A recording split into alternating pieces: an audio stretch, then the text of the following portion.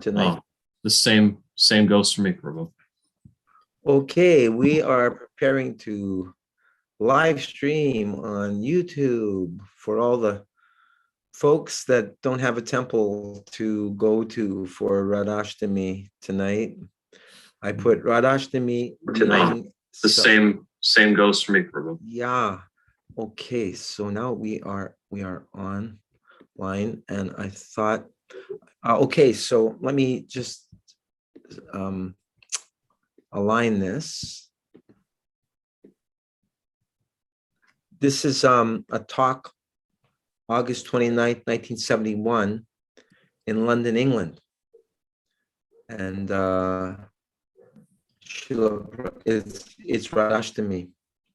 So yeah, let's get started. So Prabhupada starting here. Om Jnana Timarandasya Gananjana Shalakaya Chakshurun Militam Yena Tasmai Shri Gurave Namaha Shri Chaitanya Manobishtam Shtapitam Yena Bhutale Swayam Rupa Kadamayam Tadati Swapadantikam Vandeham Shri Guru Shri Parakamalam Shri Gurun Vaishnavamscha Shri Rupam Sagrajatam Sahagana Raghunathanditam Tam Sajivam Sadvetam Sadvahutam Parijana Sitam Krishna Chaitanya Deva Shri Radha Krishna Padan Sahagana Lalita Shri Vishakanbitamscha Hey Krishna Karuna Sindho Dinabando Jagatpate Gopesha Gopek Kanta Radhakanta Namostute Tapta Kanchana Gaurangi Radhe Vrindavaneshwari Vrishabhanu Sute Devi Pranamami Hari Priye Panchakalpa Trubhyascha Kripa Sindhubhya Evacha Patitanang Pavanebhyo Vaishnavebhyo Namo Namaha Shri Krishna Chaitanya Prabhu Nityananda Shri Advaita Gadadhar Srivasadi Gaura Bhakta Vrinda Hare Krishna Krishna Krishna Hare Hare Hare Rama Rama Rama Hare Hare.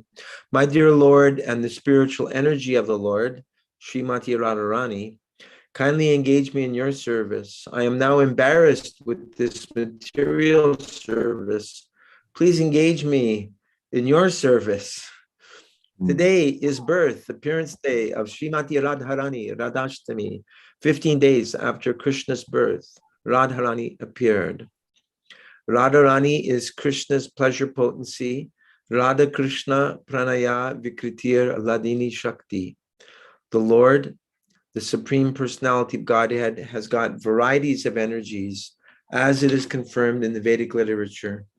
Parasya Shaktir Vividhaya Vishruyate, Natasya Karyam Karanam Chavidyate. Shritashvatara Upanishad 6.8, Madhya Lila 1365. Purport.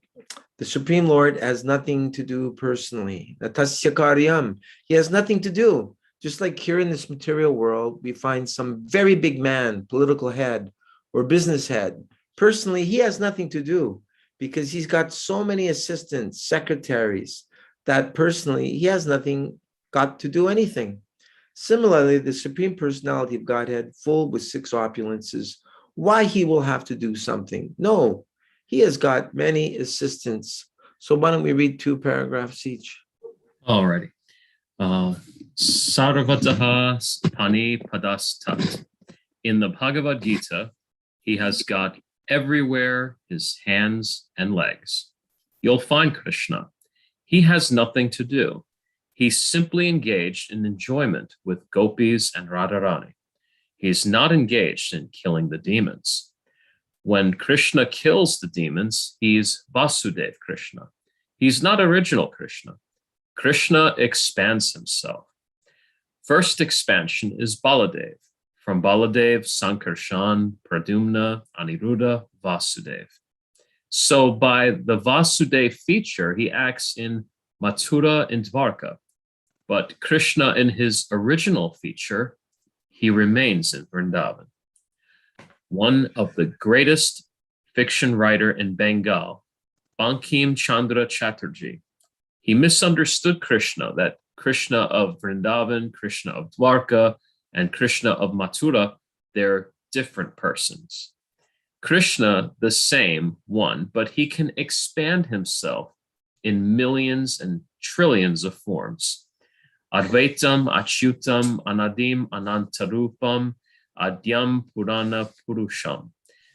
Brahma Samhita 5:33. Advaita.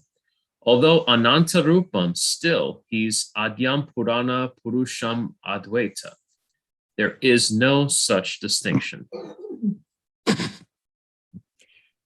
Thank you. Thank you. I'm going to ask Nanda Patni next, but I'll just continue in the meantime. One of the greatest, okay, you read that part. So this Krishna, when he wants to enjoy, what kind of enjoyment he will have?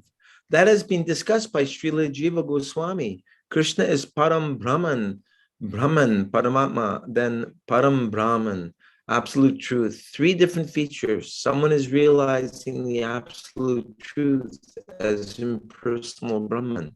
Jnanis, those who are trying to understand the absolute truth by mental speculation, by dint of his own knowledge, he's realizing the absolute truth as impersonal Brahman. And those who are trying to understand the absolute truth by meditation, yogis, they realize the absolute truth as Paramatma. Welcome, dear God, Sister Nanda Patni.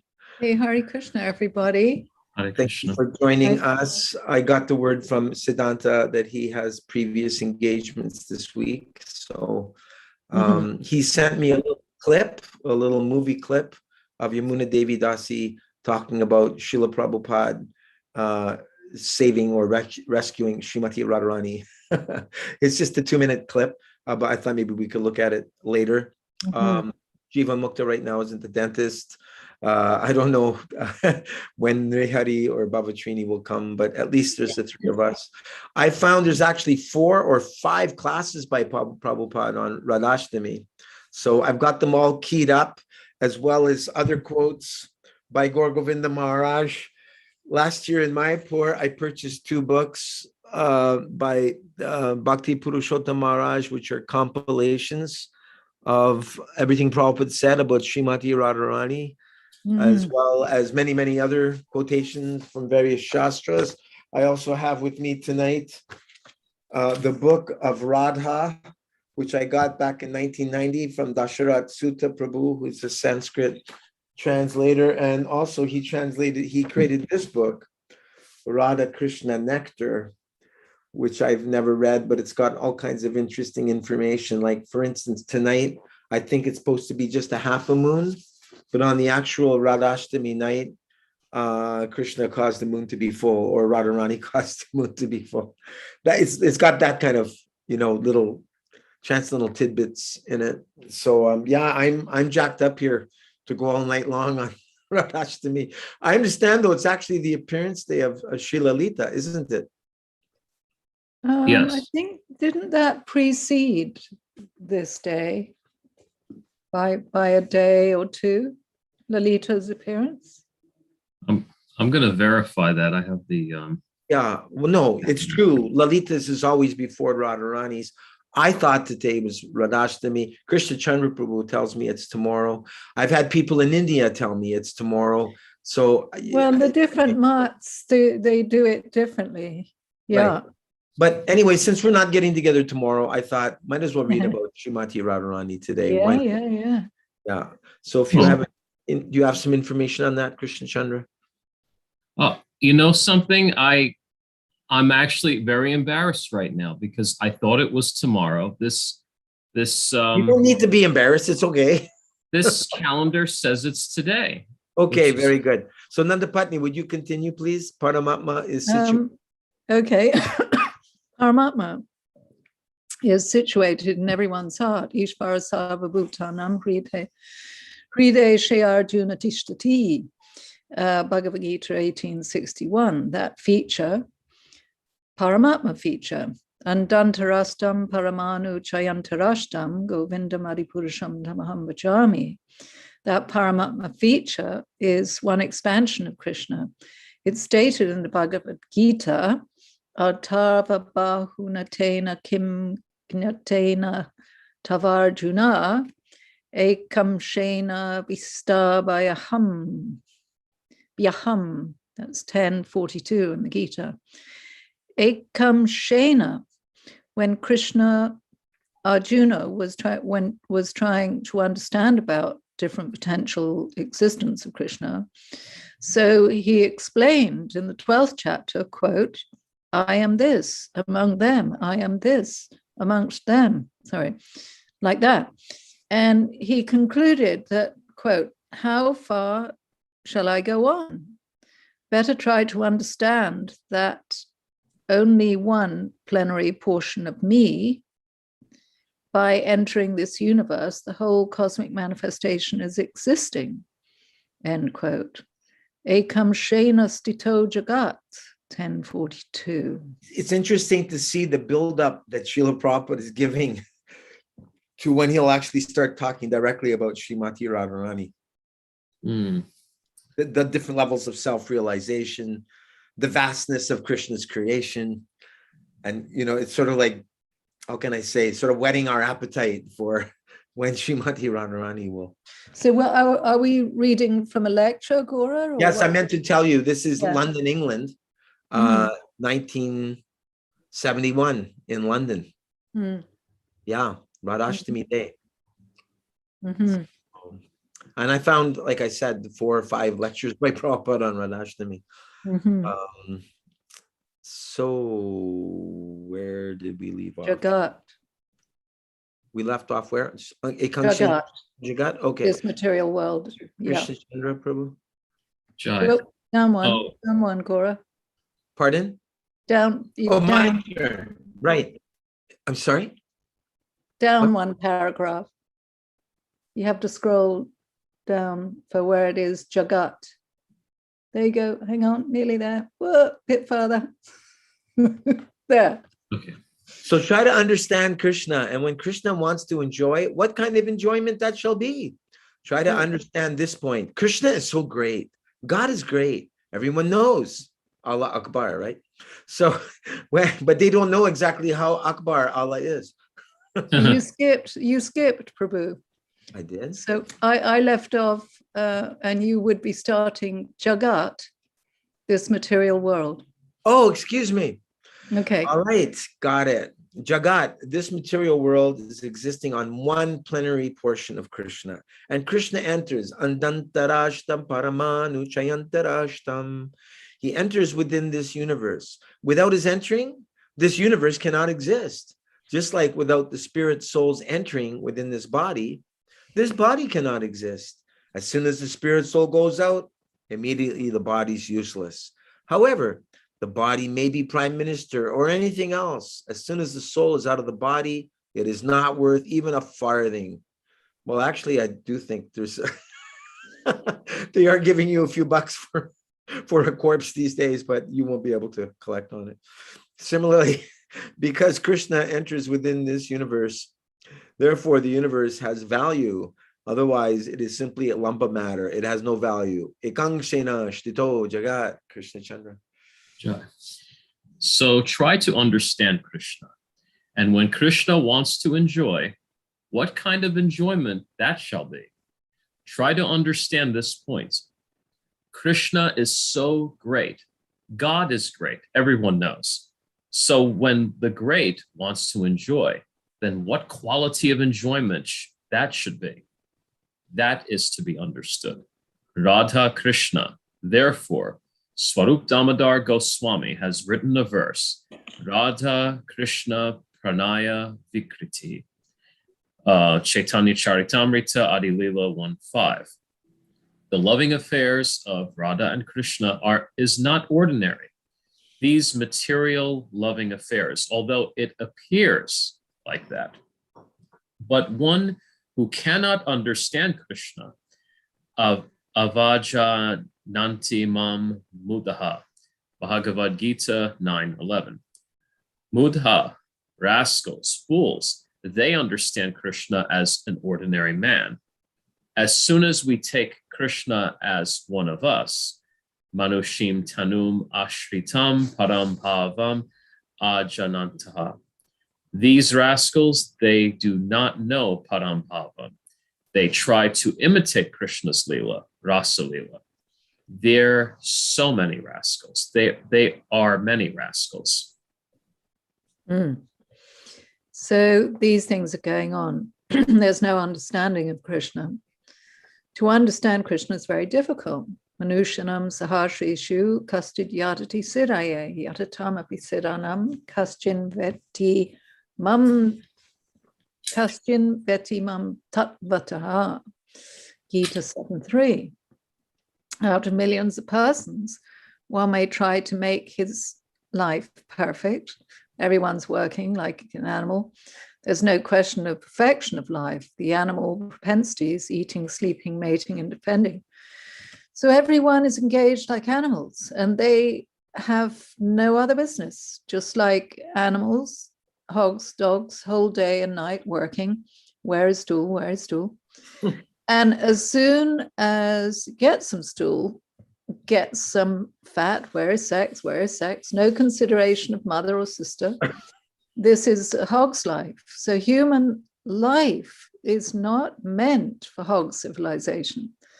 So modern civilization is hog civilization, although it's polished with the shirt and coat. It's so adorable the way. Yeah. Go ahead, but It's so adorable. It's so uniquely Prabhupada, you know. yes, I was thinking how so many Rasika acharyas will be going into so many details of the gopis, and Prabhupada's like, where is stool? Where is stool? Where is sex? Mother, father, that doesn't matter. No discretion. Prabhupada's pounding away, like hit, you know. I was hearing the other day, actually, who was it from Kadamakananda Swami? He was saying that when Brahmananda was in university, the professor was asking, you know, what is the driving force in this world?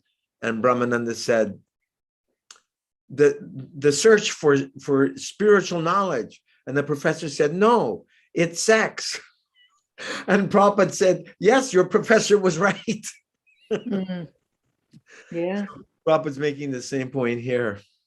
Gross and subtle. Remember, Prabhupada always used to say subtle sex was false prestige, fame, and adoration. Profit, adoration, and distinction, or pada. Mm-hmm. The Pada Club. Mm-hmm. Oh, I won't go there. So we shall try to understand. This Krishna consciousness movement is for understanding Krishna. For understanding Krishna, it requires little labor, austerity, penance, tapasa, brahmacharyena, shamena, damena cha. Bhagavatam 6:1-13. Tapasya, one has to undergo tapasya. Brahmacharya, celibacy, tapasya. Brahmacharya means stopping sex life or controlling sex life. Brahmacharya.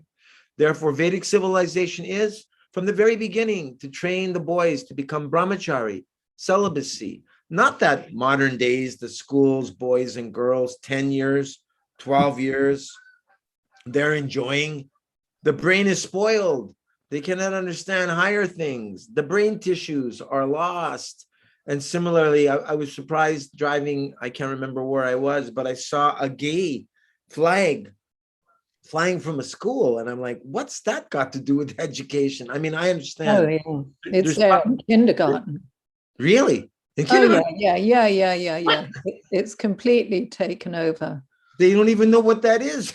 No, I know. And I was also going to interject briefly there that in my lifetime, you know, I've seen the over-sexualization of children, you know, little girls you see in particular, all kind of with makeup and, you know, short skirts and very sexualized, imitating their rock stars, you know, the Spice Girls or Ariana Grande, whoever it is, you know. But it's really deteriorated in our lifetime. Yeah, I was shocked to see. Like, I've often made the point, they say, I'm gay and I'm proud. And I'm like, well, I'm heterosexual and I'm not proud. Like, that's not something to be proud of. That's, we're not our sexual appetites. That's Gora, they foolishly put the gay flag on the American embassy in Afghanistan. really. Yeah. So we're sidetracking a little bit here, but it's just we're talking about the kind of hyper identification with the body and sexualization. So yeah, anyway. I suppose the rationalization is that people who have that tendency are bullied or maybe even beaten up. So this is the pendulum swinging to the other extreme. Okay. It's very bodily conscious. What can we say? Krishna Chandra Prabhu, So without becoming brahmachari, nobody can understand spiritual life. Tapasya brahmacharyena shamena damena cha. Shama means controlling the senses, controlling the mind. Damena, controlling the senses. Tyagena, shauchena, cleanliness. Tyaga means charity. These are the processes for understanding oneself, self-realization. But in this age, it is very difficult to undergo all these processes. Practically, it is impossible. Therefore, Lord Chaitanya, Krishna himself, has made himself easily available by one process. Harer Nama, Harer Nama, Harer Nama Eva Kevalam, Kalo Nastieva, Nastieva, Nastieva, Gatir Anyata, Sri Chaitanya Charitamrita, Adi Lila 17:21. In this age, Kali Yuga is considered to be the most fallen age. We're thinking that we're making very much advance, but it's the most fallen age because people are becoming like animals, as we were just saying. Yes. As the animals have no other interest than the four principles of bodily necessities, the eating, sleeping, mating, and defending. So in this age, people are interested with four principles of bodily want. They have no information of the soul, and neither are they prepared to realize what is soul. That is the defect of this age. But human form of life is especially meant for realizing himself what I am. That is the mission of human life, Tato Brahma Jignasa. This life is meant for inquiring about Brahman, Paramatma, Bhagavan. These inquiries should be there, Jignasu. They're called Jignasu, Brahma Jignasu, Jignasu, inquiry. As we inquire every morning, what is the news today? Immediately we pick up a newspaper. Oh, guilty. That inquisitiveness is there, but we are inquiring very base things only. There is no desire to inquire about the highest possibility, Brahmagyan. That is the lack of this modern civilization, inquiring how to earn money. Deva charte hoya rajan kutumba baranenava. Bhagavatam 2:13. Not only in this age, it has become the principal factor, but in this material world, everybody is engaged simply for these bodily necessities of life. Nidraya hriyate naktam. At night, they sleep very sound, snoring, or sex life. Nidraya hriyate naktam. Vyavayena cha bhavayaha. In this way, they're wasting time. And at daytime, devacharte hoya rajan. And during daytime, where is money? Where is money? Where is money? Arta ihoya kudumba baranenava. And as soon as one gets money, then how to purchase things for family. That's all. Shopping, storing. This is the engagement of materialistic life. Okay, it's your turn. Out of that, one who is actually intelligent, Manushyanam sahasreshu kashchit yatati siddhaye, Bhagavad Gita 7:3.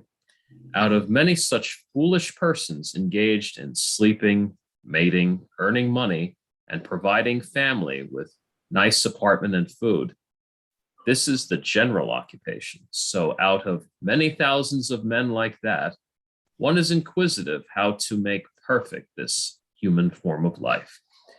Manushyanam sahareshu kashchid yatati siddhai.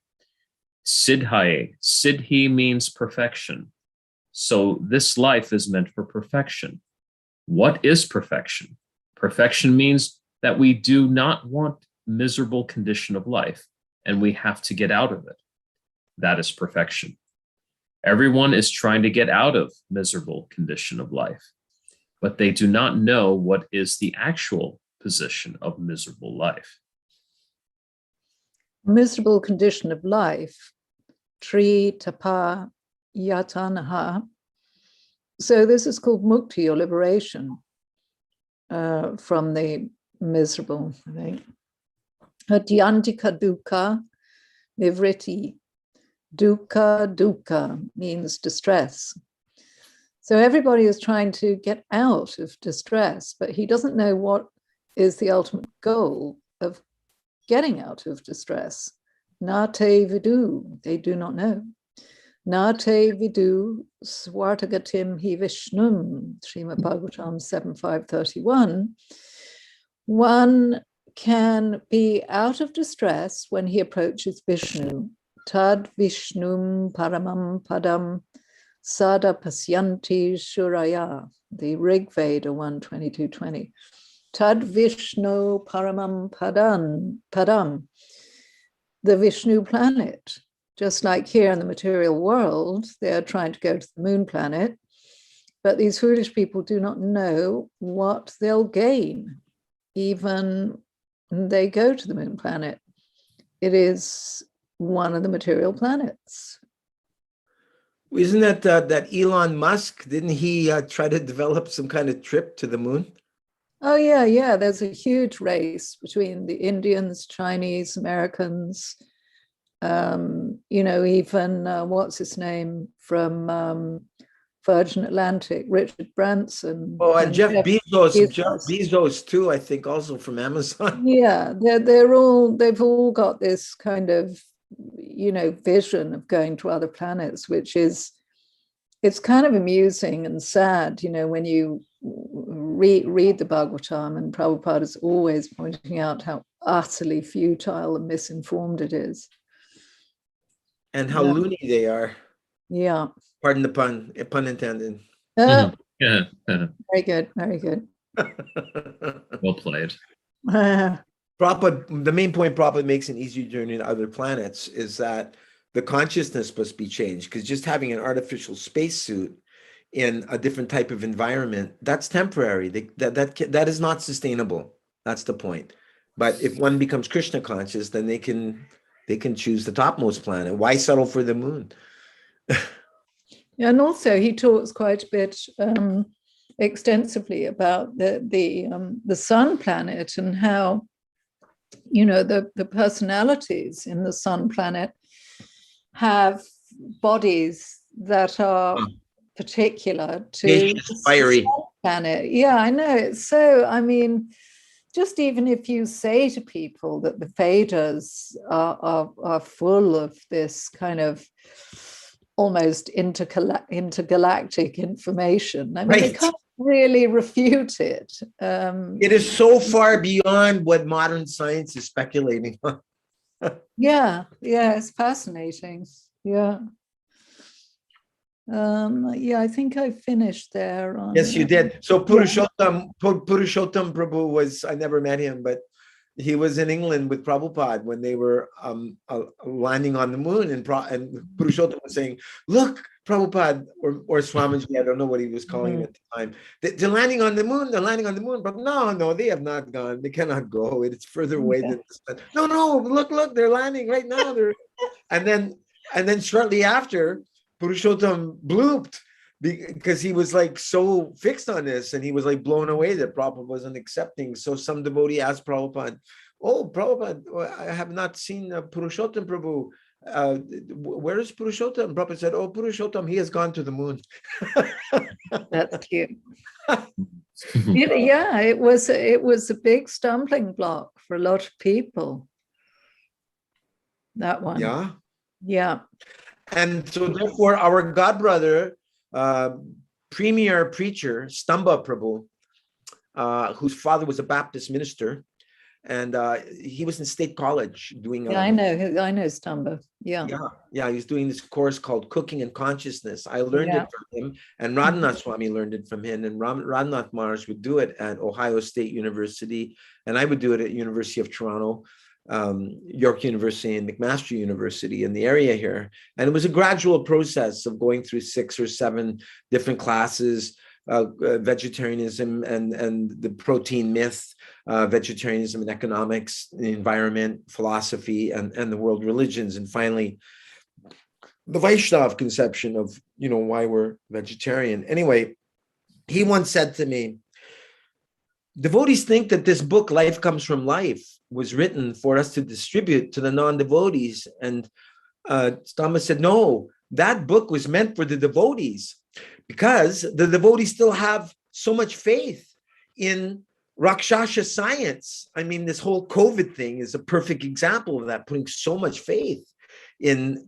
these injections. So this was Stamba Prabhu's point, that we still hold on to our faith in modern science. And Prabhupada gave these talks in Venice Beach to try to smash our last vestiges of faith in modern science. So we tend to still hold on. Okay. Krishna has already said in the Bhagavad Gita, Abrahma Bhuvana Lokan. What to speak of this moon planet? It is very near. Even if you go to the topmost planet, which is known as Brahmaloka, that is in your front. You can see every day, every night, how many lokas and planets are there, but you cannot go there. You are simply trying to go to the nearest planet. That is also failure. So what is your scientific improvement? But there is possibility. Abrahma Bhuvanal Lokan. You can go. The material scientist calculation is that if one goes forward for 40,000 of years in the speed of light year speed, then one can approach the topmost planet of this material world. So at least in the modern scientific calculation, it is impossible, but one can go. There is process. Mm-hmm. Am I next? Yeah, I think so. Okay. Always. That we have tried to explain in our small booklet, Easy Journey to Other Planets. Mm-hmm. By yogic process, one can go to any planet he likes. That is the yogic perfection. When a yogi becomes perfect, he can go to any planet he likes, and the yoga practice goes on, unless the yogi thinks himself that he has made himself perfect to travel to any planet he likes. That is perfection of yoga practice. So these are the perfection of life, not that teeny floating Sputnik. They do not know what is perfection of life. They can go, you can go anywhere. A living entity's name is Sarvagaha. Sarvagaha means one who can go anywhere he likes. Just Narada Muni. Narada Muni can travel anywhere he likes, either in the spiritual world or in the material world. So you can also do that. There is possibility. There was a Durvasha Muni, great yogi. Within 1 year, he traveled all over the universe and went to Vishnu Loka and again came back. That is recorded in the history. So these are the perfections of life, and how these perfections can be attained by understanding Krishna. Yasmin Vijñate Sarvam Eva Vijñartam Bhavanti. Mukundaka Upanishad 1.3. The Upanishad says, if you simply understand Krishna, then all these things can be understood very easily. Krishna consciousness is such a nice thing. So today, this evening, we're talking about Radhastami, and we're trying to understand the chief potency of Krishna. Radharani is the pleasure potency of Krishna. And as we understand from Vedic literature, Krishna has many varieties of potencies. Parasya Shaktir Vividaiva Shruyate, the Svetasvara Upanishad 6.8, or Madhya Lila 1365 purport. Just like the same example, as a big man has got many assistants and secretaries so that he hasn't got to do anything personally, simply by his will, everything is done. Similarly, the Supreme Personality of Godhead has got varieties of energies, and everything is being done so nicely, just like this material energy, this material world where we are now living. This is called material energy, Bahir Anga Shakti. The Sanskrit name is Bahir Anga, external energy of Krishna. So how nicely it is being done. Everything in the material energy. Mm. That is also explained in the Bhagavad Gita.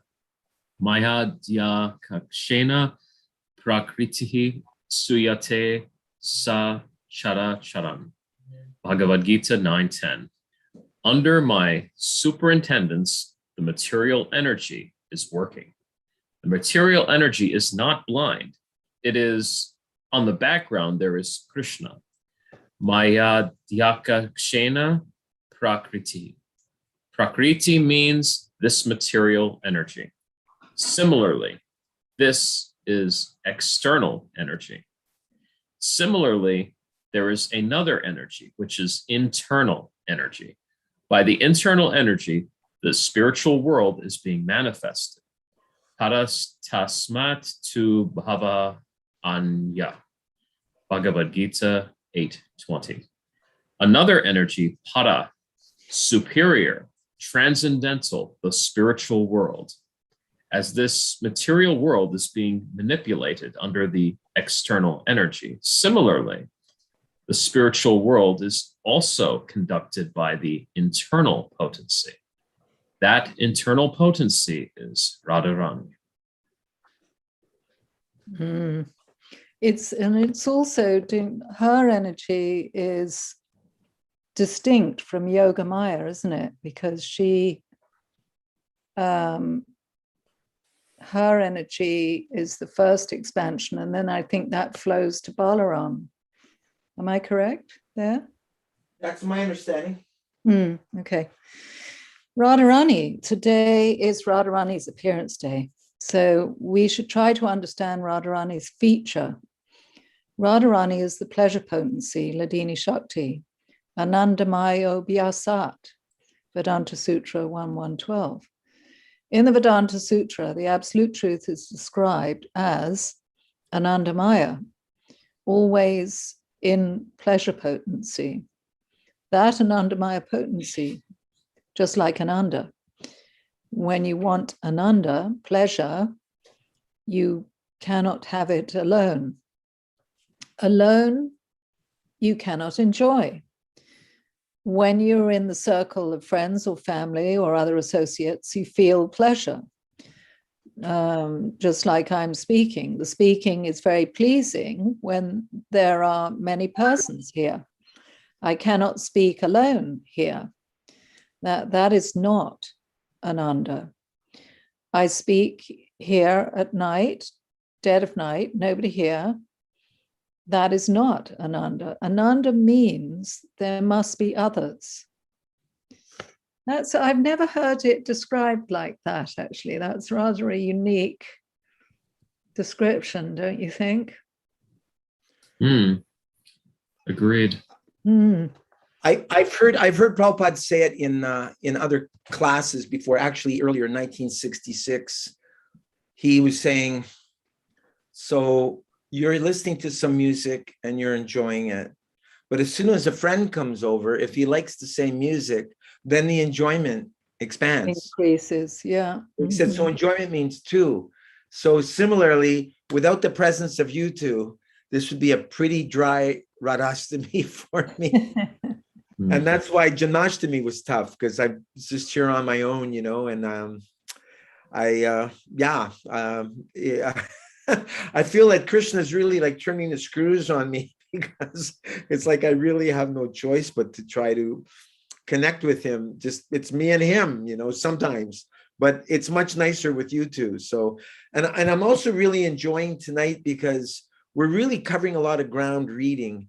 And I feel that we're associating more directly with Srila Prabhupada because we're reading a lot more than commenting. Not that I have anything against commenting, but it's just really refreshing to like fly through Prabhupada's books. Do you know what I'm trying to say?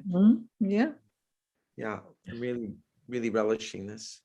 Mhm. So where did you leave off? You're going to begin, so because Krishna, the absolute truth, is Anandamaya.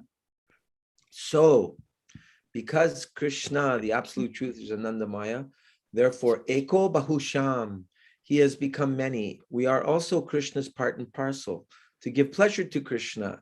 And the chief pleasure potency is Radharani. Radha Krishna Pranaya Vikritir Ladini Shaktir Azmad Ekatmanavapi Bhuvo Purade Habedo Katotau Chaitanyakyam Prakatam Aduna Tadvayam Chaikyam Aptam Radha Bhavaduti Suvalitam Naumi Krishna Swarupam. That's from Chaitanya Charitamrita Adi Lila 1.5. So Krishna is Param Brahman. As you know from the Bhagavad Gita, when Arjuna understood Bhagavad Gita, he affirmed Krishna, Para Brahman, Para Brahma, Param Dhamma, Pavitram Paramam Bhavam, Bhagavad Gita 10.12. So Krishna is Param Brahman. So in this material world, we see that a great saintly person, simply to enjoy Brahmananda, he gives up everything of material enjoyment. He becomes sannyasi, aham brahmasmi, just to understand that he is in Brahman realization. Krishna Chandra. So if one has to give up everything material for Brahman realization, do you think that Param Brahman, the supreme Brahman, can enjoy anything material? No. Krishna's enjoyment is nothing material. This point should be understood. For Brahman realization, we are giving up everything material. And how Param Brahman can enjoy anything material? This question has been very much nicely discussed by Jiva Goswami. So when the Param Brahman, first of all, the Param Brahman information is not there in this material world. Little Brahman information is there, or little Paramatma information is there, but not Param Brahman or Bhagavan information. Therefore, it is said, Manushyanam sahasreshu kashchid yatati siddhaye. Bhagavad Gita 7.3. Siddhaye means to understand Brahman or Paramatma. But out of so many such persons who have realized Brahman and Paramatma, hardly a person can know Krishna. And that, first of all, what we can understand about Krishna's pleasure potency, just like if I want to know some big man, that is one process. And without knowing that big man, how can I understand about his internal affairs? Similarly, if we do not understand Krishna, how can we understand how Krishna is enjoying? That is not possible. But the Goswamis, they're giving us information. What is the pleasure potency of Krishna? And that is Srimati Radharani. So we've described about the Radha Krishna loving affairs in our teachings of Lord Chaitanya in page 264. And if you've got this book, you can read it. How the reciprocation of loving affairs of Radha and Krishna is there, transcendental. So our today prayer to Radharani, we pray to Radharani because she is the pleasure potency of Krishna. And Krishna means all attractive. But Radharani is so great that she attracts Krishna. Krishna is all attractive, and she is attractor of Krishna. It's pretty amazing, isn't it? Radha Madan Mohan Mohini, Yeah. the attractor of Krishna. And we can see, you know, even on the mundane platform, people have relationships and they open themselves up to others. They reveal their minds and their hearts when they feel safe, when they feel that this other person appreciates them, won't judge them. It's a mundane example, but I'm just saying it ultimately it's this affection and I mean, we condemn friendship, society, friendship, and love on the material platform, but I'm just saying we can get a little insight into the love of Radha and Krishna by our human relationships as well. Does that make any sense? I don't normally think of it in that way, but yeah, I think everything is a dim reflection here in the material world. Like you can't force someone here and have a relationship with them, but you can persuade others with your love and affection. I mean, generally, it's earned, isn't it? Right. Yeah. Like Prabhupada uses that term love and trust, but that's a big thing, isn't it? Yes, I think, you know, the qualities that Prabhupada elucidates on is about the purity of a Vaishnava, and then, you know, the loving exchanges between Vaishnavas. So that's that's something I keep talking about in our group, really, is the trying to lean into those types of etiquette. And I haven't really read up on them for a long while. It's probably my next project, the Nectar of Devotion. But, you know, there are great, I mean, it's evidenced in the Chaitanya Charitamrita, I suppose, where you see, you know, how to behave and how those great loving exchanges existed between the intimate associates of Lord Chaitanya. How he would personally serve them prasadam with his own hand. Yeah. And how he was hearing, he took the humble position of being the student of Ramananda Roy, as we've been reading. Yeah, I mean, you know, the pastimes are there to instruct us, aren't they?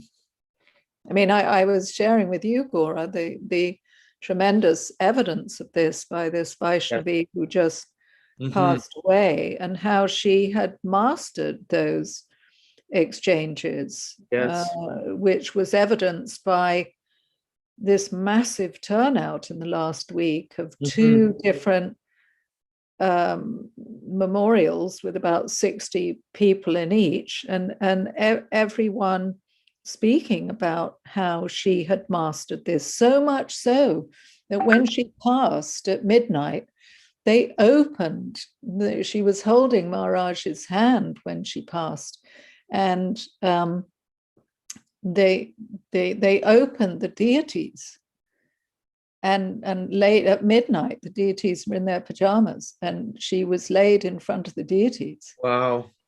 And, you know, I mean, the intimacy, the respect, the honor, the purity, the you know, relentless, pure reciprocity of serving the Vaishnavas. I mean, this Devi Dasi did it right. You know, yes, it's such a beautiful, powerful example. I mean, quite overwhelming, you know, and just a humble soul in a tiny little room who was the head cook and used to go out and collect, sell flowers and give money to the temple right till she was 76 years old. Wow. So anyway, that's enough there. So thank you. Okay. Is it my turn? Very beautiful. Is it my turn now? I lost track. It is your turn, Prabhu. So we have described about the Radha Rani's Krishna. Am I starting from the right I think spot? it's So the we have next one down. Yeah, it's the next. The So next one what down. is the position? Okay, so what is the position of Srimati Radharani? We should try to understand this day and offer our obeisances to Radharani. Radhe Vrindavaneshwari, Tapta Kanchana Gaurangi, Radhe Vrindavaneshwari, Vrishabhanu Sute Devi, Pranamami Hari Priye. Our business is Radharani. You are so dear to Krishna. You are the daughter of King Vrishabhanu, and you are so dear to Krishna. So we offer our respectful obeisances unto you. Unquote. Tapta Kanchana Gaurangi, Radhe Vrindavaneshwari, Vrishabhanu Sute Devi, Pranamami Hari Priye. Radharani is Hari Priya, very dear to Krishna. So if we approach Krishna through Radharani, through the mercy of Radharani, then it becomes very easy. If Radharani recommends that, quote, this devotee is very nice, unquote, then Krishna immediately accepts, however fool I may be. Because it is recommended by Radharani, Krishna accepts. Krishna Chandra. Therefore, in Vrindavan, you'll find all the devotees. They're chanting more Radharani's name than Krishna's. Wherever you'll go, you'll find the devotees are addressing Jai Radhe. You'll find still in Vrindavan, they are glorifying Radharani. They're more interested in worshiping Radharani because however fallen I may be, if some way or other I can please Radharani, then it is very easy for me to understand Krishna. Otherwise, Manushyanam Sahareshu Kaschid Yatati Siddhaye Yatatam Api Siddhanam Kaschid Vetimam Tattva Taha. Bhagavad Gita 7:3. So if you go by the speculative process to understand Krishna, it'll take many, many lives. But if you take devotional service, just try to please Radharani, and Krishna will be gotten very easily because Radharani can deliver Krishna. She's so great devotee, the emblem of Mahabhagavat. Even Krishna cannot understand what is Radharani's quality. Even Krishna, although he says, Vedaham Samatitani in the Bhagavad Gita 7:26, I know everything, still he fails to understand Radharani. Radharani is so great. He says that. Actually, Krishna knows everything. So in order to understand Radharani, Krishna accepted the position of Radharani. Krishna wanted to understand the potency of Radharani, and Krishna thought that I am full, I am complete in every respect, but still I want to understand Radharani. Why? This propensity made Krishna obliged to accept the propensities of Radharani, to understand Krishna himself. Wonderful. These are, of course, very transcendental, great science. One who is advanced in Krishna consciousness and well conversant with the Shastras, they can understand. But still, we can discuss from the Shastra. When Krishna wanted to understand himself, he took the tendency of Srimati Radharani, and that is Chaitanya Mahaprabhu. Radha Bhava Dutis Suvalitam. Chaitanya Charitamrita Adi 1:5. Chaitanya Mahaprabhu is Krishna, but he has accepted the propensities of Radharani. As Radharani is always in feelings of separation of Krishna, similarly, in the position of Radharani, Lord Chaitanya was feeling separation of Krishna. That is the teachings of Lord Chaitanya. Feelings of separation, not meeting. The process of devotional service taught by Chaitanya Mahaprabhu and his disciplic succession is how to feel separation from Krishna. That is Radharani's position. Always feeling the separation. So I have a question for you too. And my question is, since I'm here on my own, although yes, Super Soul is always with me, and yes, Prabhupada is on every page of his books.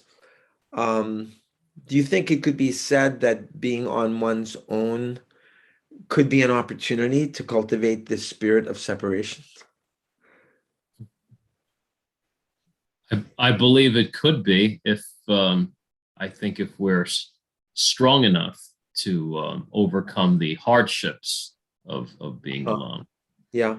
And If it's done properly. Yeah. Mhm. Yeah. Nandapatni? Well, there are so many places where Prabhupada highly recommends the association of devotees. Yes. And the serving of devotees, and also the living in the Dham, which of course, Yes. as a Grihastha, you can turn your place into a Dham. I Right. have Tulsi and little Radhakrishna here now. But, it's actually, I experience a direct cleansing when I go to the local Dham. Sure. And I think that, in the stage we're at, I think it's important to have that.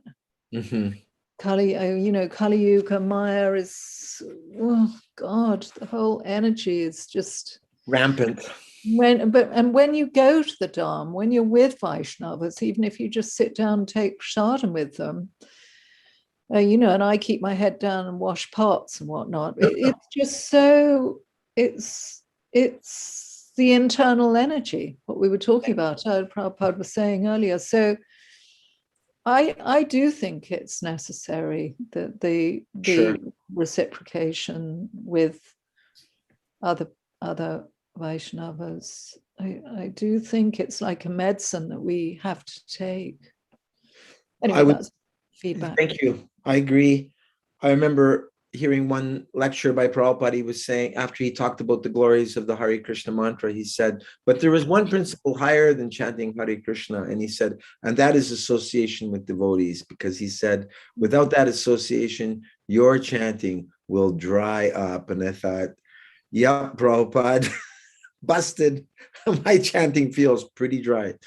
So it's too austere, Cora, I think, for us to just have our bhajan kutir, on our own. I mean, I think there's tremendous validity in it, but I think, it has to be combined with that, not just cyber, but I mean, cyber can be an absolute lifesaver, but right. Tactile, loving exchanges with Vaishnavas. Yeah. I get it. Yeah. I just have to tidy up my apartment more, so maybe I can start inviting some people here if I can find anyone to invite. Oh, I'm sure there's all sorts of people. Yeah. Yeah. Okay. Krishna Chandra, is it your turn? Whose turn is it? Krishna Chandra? I believe it is my turn. Yes. Swamis. Thank you. The Goswamis, they also, when they were in Vrindavan, they never said that I have seen Krishna. Although they were the most perfect, they never said that I have seen Krishna. Their prayers were like this. Hey Radhe, Vraja Devike, Hey Nanda Suno, Kutaha, Hey Radhe, Radharani, Hey Radhe, Vraja Devike, Cha. Radharani does not remain alone. She remains always with her friends, Vraja Devi, Lalita or Vishaka, and other damsels of Vrindavan. So the Goswamis are praying in their mature stage. When they were living in Vrindavan, they were praying in this way. Hey Radhe, Vraja Devike, Cha Lalite, Hey Nanda Suno, Kutaha. Where, Radharani? Where are you? Where are your associates? Where you are, Nanda Suno, the son of Nanda Maharaj, Krishna, where you are all, they were searching after. They never said I've seen Krishna dancing with the gopis. Last night I saw that Sahajya. This is not material devotee. This is called, they are called Sahajya. They take everything very cheap. Krishna very cheap, Radharani very cheap, as if they can see every night. No, the Goswamis do not teach us like that. They're searching after, hey Radhe Rajadeva ki chalalite, hey Nanda Suno Kuta, Shri Gauravadana Pada Tale Kalindi Vane Kutaha. And you there under the Govardhan hill or on the banks of the Jamuna, Kalindi Vane Kuta,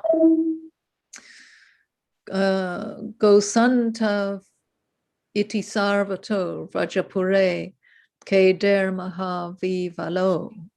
Their business was crying like this. Where you are, Radharani, where you are, Lalita Vishaka, and the associates of Radharani. Where you are, Krishna? Are you near Govardhan Hill or on the bank of the Jamuna? Goshanta Viti Sarvato Vrajapure. So throughout the whole tract of Vrindavan, they were crying and searching after them. Kedar Mahavivalo. As if madman. Kedar Mahavivalo.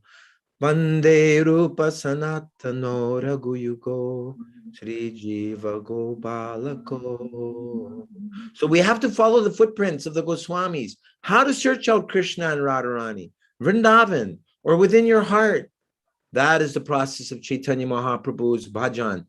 Feeling of separation, vipralamba seva. Just like Chaitanya Mahaprabhu, feeling the separation of Krishna, he was falling down on the sea.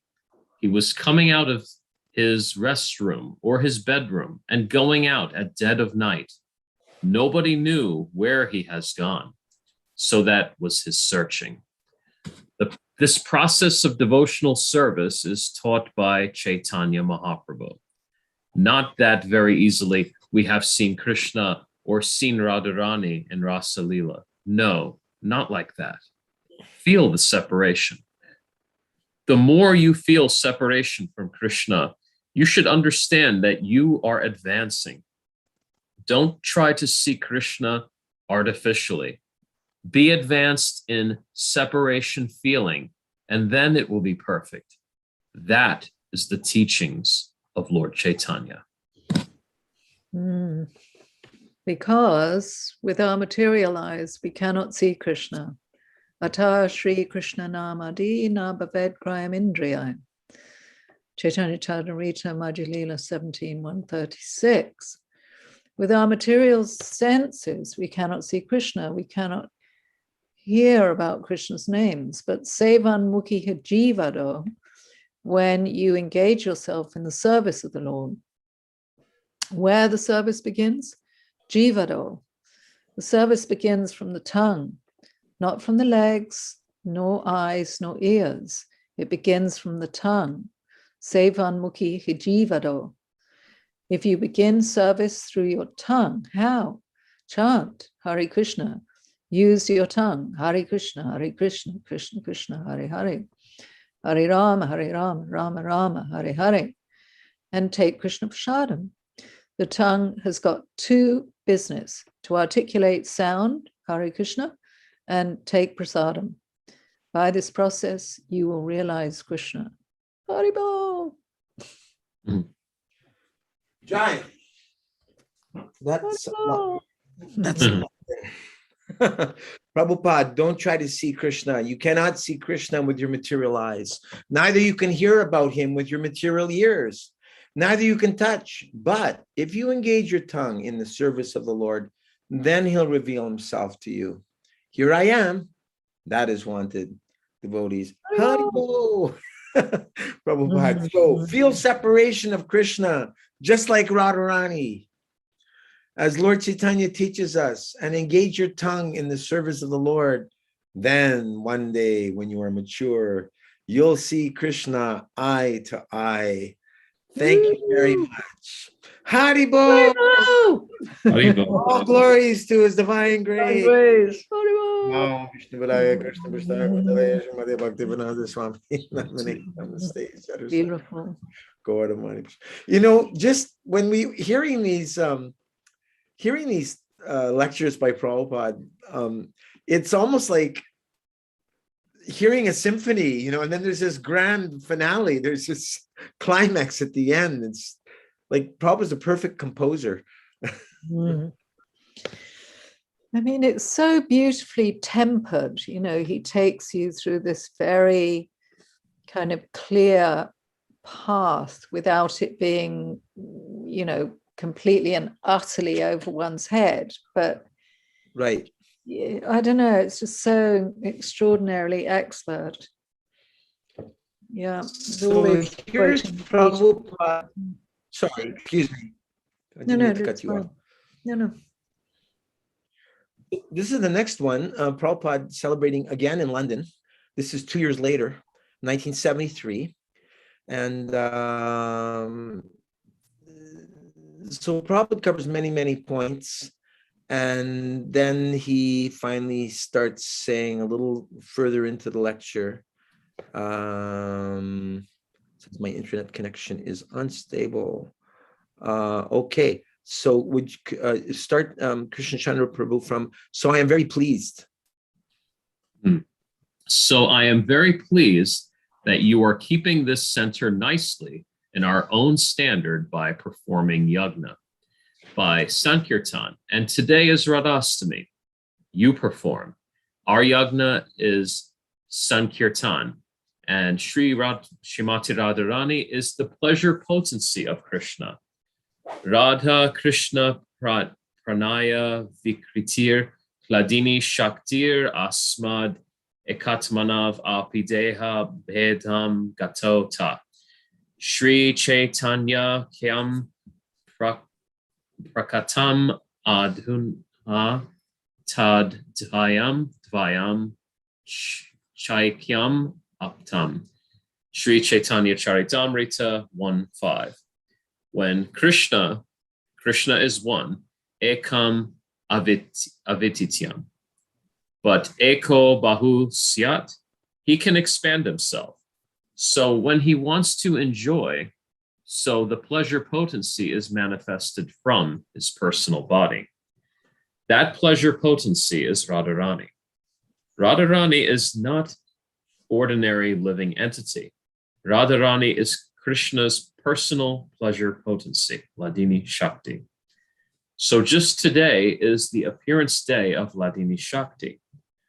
So if you want to please Krishna, because our business is to please Krishna, Hari Toshanam. This movement is Hari Toshanam. Sam Siddhir Hari Toshanam. Ataha Kumbhir Dvija Shreshta Varnashram Vibhagasha. Varnashram Vibhagasha Svanushtitashya Dharmasya Sam Siddhir Hari Toshanam. Srimad Bhagavatam 1-13. Not only our, this is the aim. In the Bhagavad Gita, it is also said, Vedaischa sarver aham eva vedyaha. Bhagavad Gita 15:15. The whole Vedic literature is meant for searching out Krishna and to satisfy. So Krishna personally comes to give you the information. Sarva dharman parit yagya mam ekam sharanam. Bhagavad Gita 18:66. You rascal, you give up all these engagements. Simply you surrender unto me. And what about other demigods? There are so many demigods. What we have to do? Kamais tais ter rita jnana. Bhagavad Gita 7:20. This demigod is worshipped by persons who have lost all intelligence. Rita Jnana. Rita Jnana means Nasta Buddhaya, one who's lost intelligence. There's no need, simply mam ekam. That's the instruction of Bhagavad. That is the Shastra instruction. Vishnu aradyate panta nanyat tattoshakaranam tatte vidu swartagatam hi Vishnu. Srimad Bhagavatam 7.531. Om Tat Vishnu Paramam Padam Sada Pasyanti. The Rig Veda 122.20. This is Rig Veda mantra.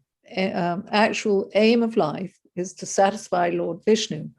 And Krishna is the origin of Vishnu Tattva. And he is pleased through Radharani. Therefore, we don't keep Krishna alone. No, Radha Krishna first, Radharani. So that day is today. First, you have to worship Radharani. If you go through Radharani, therefore in Vrindavan, you'll see all the devotees, they will always address one another, Jai Radhe, still, because they know that if Radharani is pleased, if I can please Radharani, Radharani is presented the original pleasure potency, always absorbed in thoughts of Krishna. So anyone who comes before Radharani to serve Krishna, oh, she becomes so pleased. Oh, here is a devotee of Krishna. She immediately recommends Krishna. Oh, here is a devotee. He's better than me. This is Radharani. I may be not devotee. I may be the most fallen rascal, but if I try to reach Krishna through Radharani, then my business is successful. Therefore, we should worship Radharani first. That is our business. Instead of offering directly one flower to Krishna, you just put it in the hands of Radharani. My mother Radharani, Jaganmataha, if you kindly take this flower and offer it to Krishna. Oh, Radharani says, oh, you've bought a flower. Krishna said, Patram Pushpam Palam Tvayam Yome Bhakta Prayashati, Gita 9.26. But don't try to offer Krishna directly. Just offer through Radharani, and it'll be very much appreciated by Radharani. So this is, sorry. So this is our philosophy, to please Krishna through Radharani. And just today is the auspicious day of Radharani's appearance. So we should offer Pushpanjali and pray to Radharani that Radharani, kindly be merciful and tell me and tell about me to your Krishna. To your Krishna. Krishna is yours. Krishna, Radha Krishna. Krishna is not independent. Krishna is Radharani's property. So you have to approach Krishna through Radharani. That is, today is the auspicious day. Worship Radharani very nicely and be happy. Thank you very much. Hare Krishna. Devotees. Haribol. Haribol. Bhaktivedanta ki jai. Sweet. So sweet. Yeah. I mean, he knows. These are so intimate associates of the Lord telling us this directly. I mean, yes. Pretty mind-blowing. Yeah. He's your Krishna. And then, of course, the all-merciful, Sri Chaitanya Mahaprabhu, who is so merciful, when yes. we approach through him. Yes.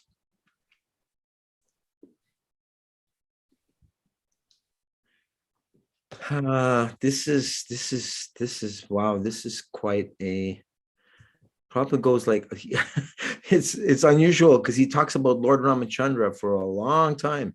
And then he starts talking about Radharani a little deeper, a little further down. This is Montreal, 1968. And there you go. So now today is our Radhastami ceremony. I must speak now something about Radharani. And then I shall go up, reach my apartment, at 12. So I went and I visited that apartment. I went and this is in Montreal. I forget the exact number, but it's on Prince Arthur Street. And it was just up the street from 3720 Avenue du Parc, which is Prabhupada's third temple that he opened in 1968. And I also went and visited the original temple, which is now like a big, large room, the former bowling alley. It's a large room with a carpet in it, like an office carpet with a few desks with computers on it. But you can still see 2/3 of the Tilak sign that was painted on the brick wall outside as you enter into the temple, because the temple is on the second floor. And I was told that back in those days, when you'd enter in the temple at the Sunday feast, there'd be a god sister there with tilak, and she'd put tilak on everyone's forehead as they would enter in before going on. And there was a sign on the wall that said, "This way to the spiritual world." So they sold the temple? That one, yeah, oh yeah, because there were too many devotees, and plus it was just divided up with saris hanging to make separate rooms out of saris hanging on strings. That's how the grahastas divided themselves up. I don't know where the brahmacharis stayed, but yeah, I think Hangsadutta maybe was the first temple president. And just a quick little story. So one day, Jai Pataka, who was then Bhakti Jay, he brought Srila Prabhupada a rose. And Prabhupada said, "Oh, I love roses very much." He said, "They're very good for my health." And I speculated that, well, I mean, I did a little analysis. Roses have like incredibly complex phytochemical structure. They're like amazing. And they're especially good for pitta, people with a lot of fire in them. It's very, very calming, very cooling to that. So I'm speculating a little bit because Prabhupada was so intense that he found that was beneficial to him, you know. Not that I'm saying Prabhupada's under the modes of material nature. I shouldn't maybe even comment because I don't want to speculate. But Prabhupada loved roses. So Prabhupada said to Bhakti Jay, now Jai Pataka Swami, "You can bring me a rose every day. I will like that very much." So Bhakti Jay got all fired up and he was about to go. He called up the florist and he ordered a dozen roses. And he was about to go out the door to buy Prabhupada a dozen roses. And he said, "The temple president." And in the talk, he actually didn't say who the temple president was. But I went to Jai Pataka Swami years later and I said, "Who was that temple president that, you know, stopped you from going to get the roses?" Probably said it was Hangsadutta was the president at that time. So anyway, he was about to go and buy the roses, and Hangsadutta said, "Where are you going?" He said, "Well, I'm just going to buy Prabhupada some roses." He said, "Oh, Prabhupada doesn't need some roses. I've got some service for you to do. You just go and, you know, wash the pots or whatever." And Bhakti Jay was like frustrated, you know, because Prabhupada had told him directly, "Bring me a rose every day. I love them." So anyway, after he did whatever he had to do for Hangsadutta, he went out on the street and he was like, you know, a little frustrated. And he just started walking up the street. He couldn't even remember where the florist shop was, but he just started walking. And then he saw a florist shop. So he walked in and the guy said, "Oh, I was waiting for you, you know, for a little while. I was wondering when you're going to come and get your roses." So he went and he bought a dozen roses for Prabhupada. So that's a little ancient history from the original 3720 Avenue du Parc Temple, where Prabhupada is giving this talk from. So I'll just go back to it here. So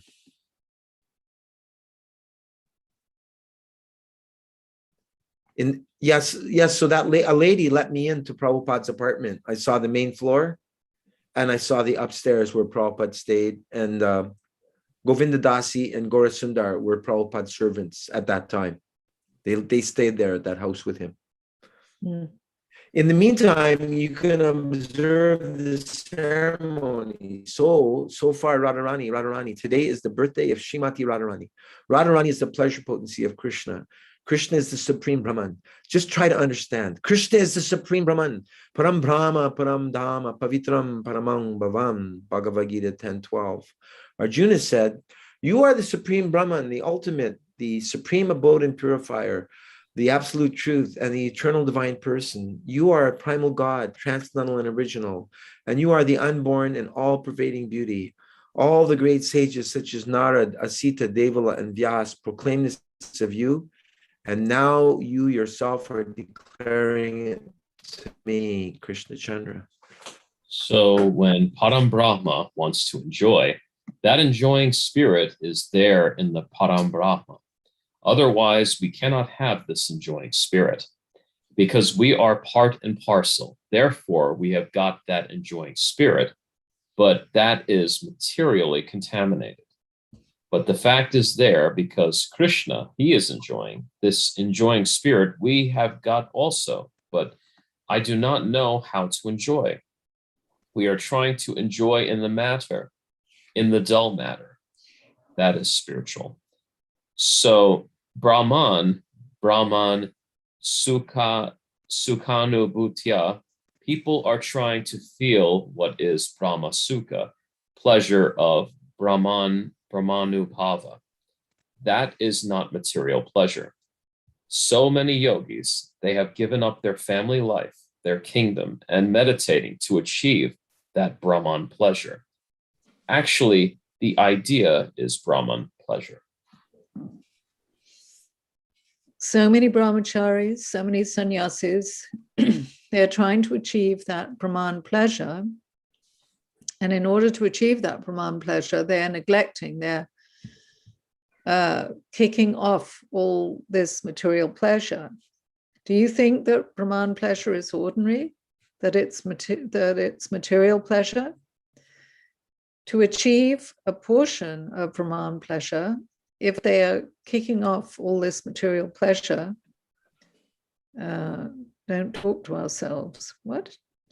We are ordinary men. In the history, we have got instances, that of Bharat Maharaj, under whose name this planet is called Bharatvarsh.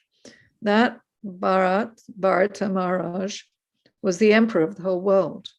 And as the emperor, he had his beautiful wife, young children. But at the age of 24 years, just a young man, he gave up everything. All right, this is a very old story, of course, but you know Lord Buddha, he was also a prince. Goraji, are you there? Yes, I am. 1 second, please.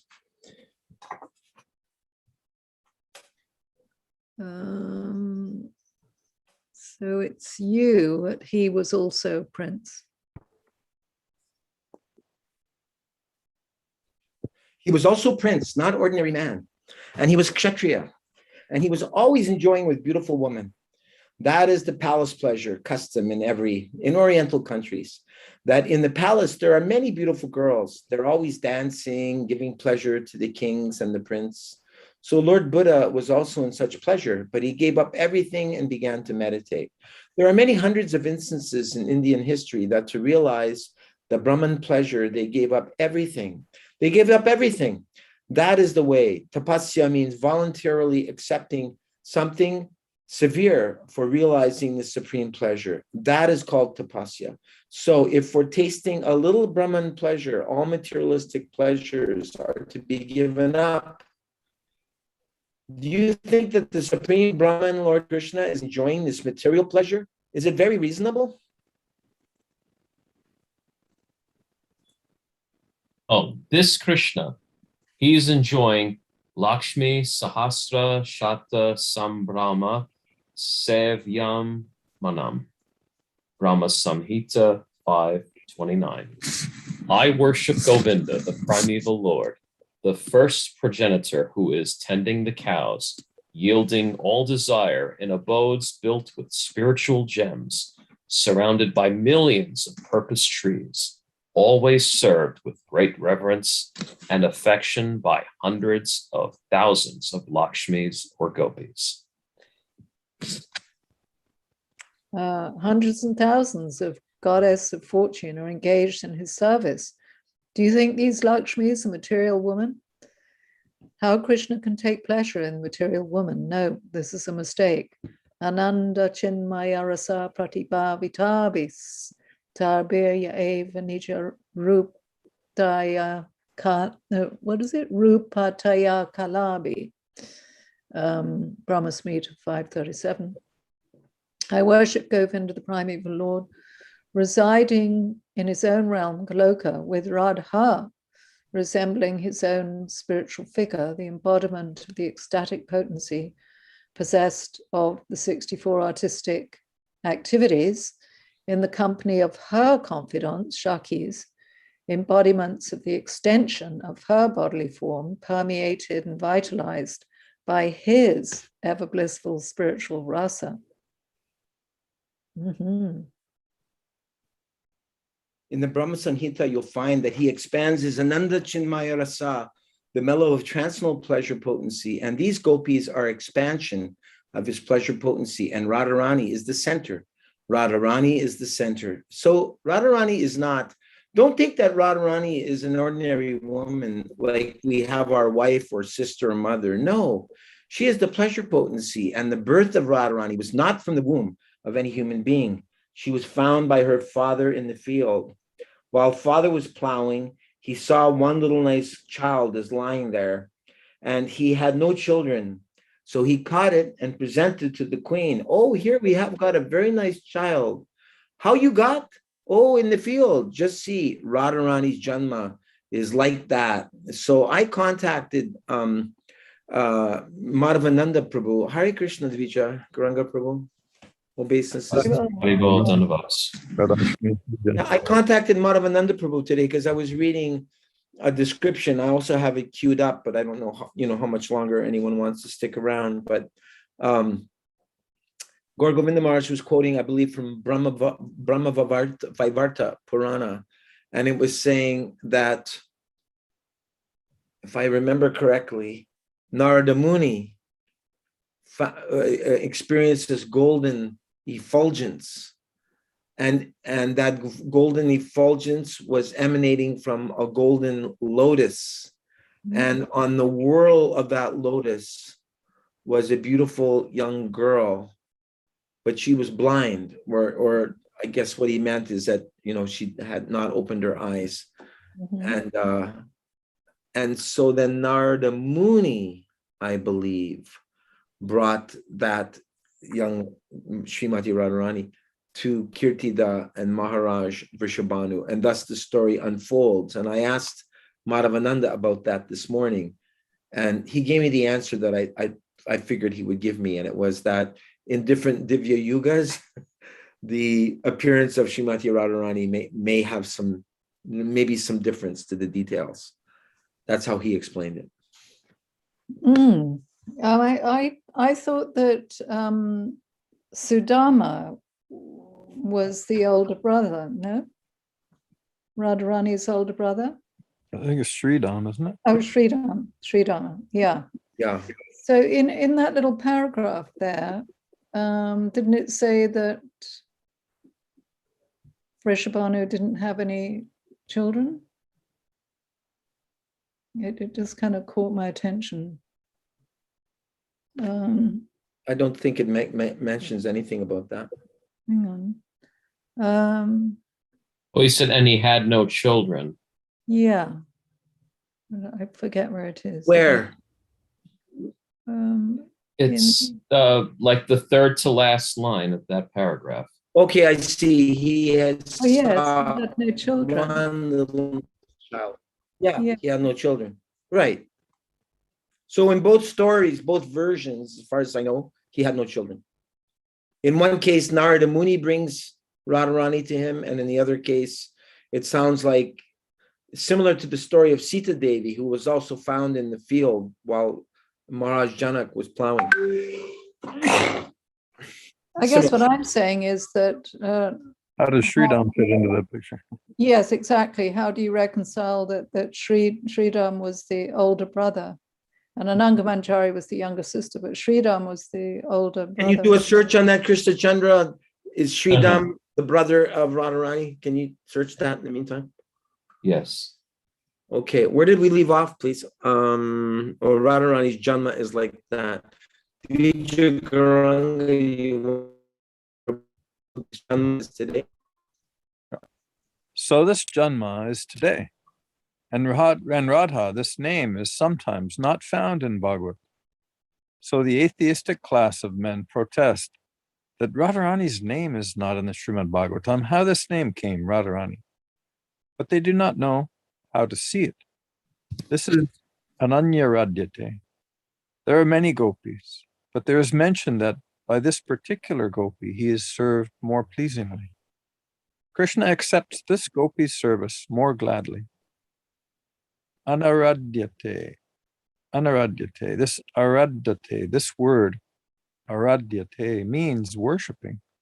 From this word, aradhyate, Radha has come. But Radha's name are there in other Puranas. So this is the origin. So Radha. So Radha and Krishna. Krishna is the enjoyer, and he wants to enjoy. So he's the supreme Brahman. He can enjoy anything, Atmaram. He can enjoy it in himself. Therefore, Radharani is the expansion of his pleasure potency. Krishna hasn't got to seek external things for his pleasure, no. He is in himself full, Atmaram. So Radharani is expansion of Krishna. Krishna is the energetic and Radharani is the energy. Just like energy and energetic, you cannot separate. Fire and the heat, you cannot separate. Wherever there is fire, there is heat. And wherever there is heat, there is fire. Similarly, wherever there is Krishna, there is Radha. And wherever there is Radha, there is Krishna. They are inseparable, but he is enjoying.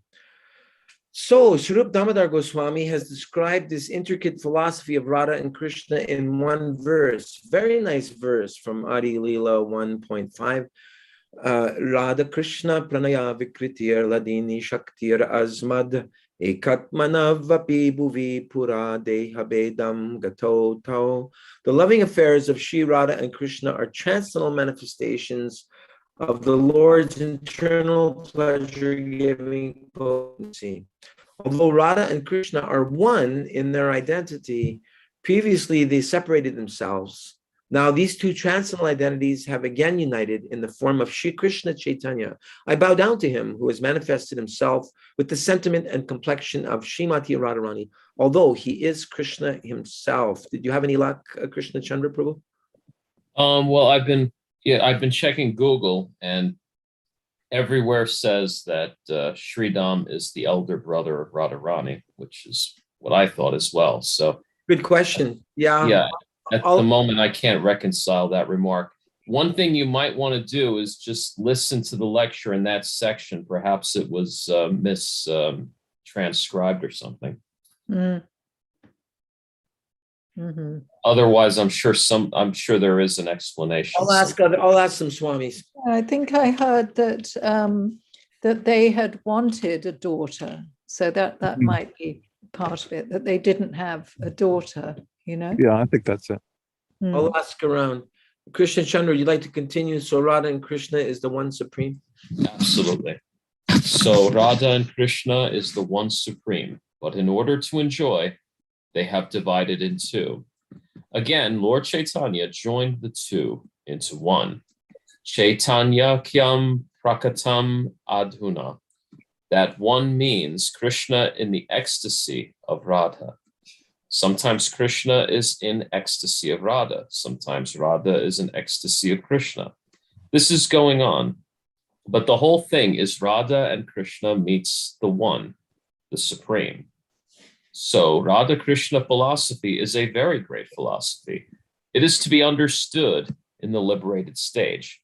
Radha Krishna philosophy is not to be understood in the conditioned stage. But when we worship Radha Krishna in our conditional stage, actually we worship Lakshmi Narayan. You have seen that picture, this Vidhi Marga and Raga Marga. Radha Krishna worship is on the platform of pure love, and Lakshmi Narayan worship is on the regulative principle. Mm. So long we do not develop our pure love, we have to worship on the regulative principle. One has to become a brahmachari, one has to become a sannyas, one has to perform the worship in this way. In the morning, he has to rise, he has to offer. So many rules and regulations. There are at least 64 rules and regulations. So we shall introduce them gradually as you develop. So in the Vidhi Marg, when you have no love for God or Krishna, you have to follow the regulative principle, and automatically they are practicing. When practicing, just like you practice this mridanga playing, in the beginning, it's not in order. But when you become well-versed in the practice, the sound will come so nice. Oh, Gora Prabhu, we need to scroll the Yeah, page. yeah. My cursor wasn't working properly.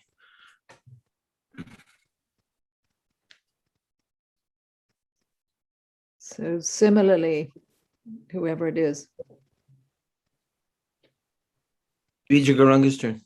Similarly, when we are engaged by regulative principles in the worship of Radha Krishna, that is called Vidhi Marg.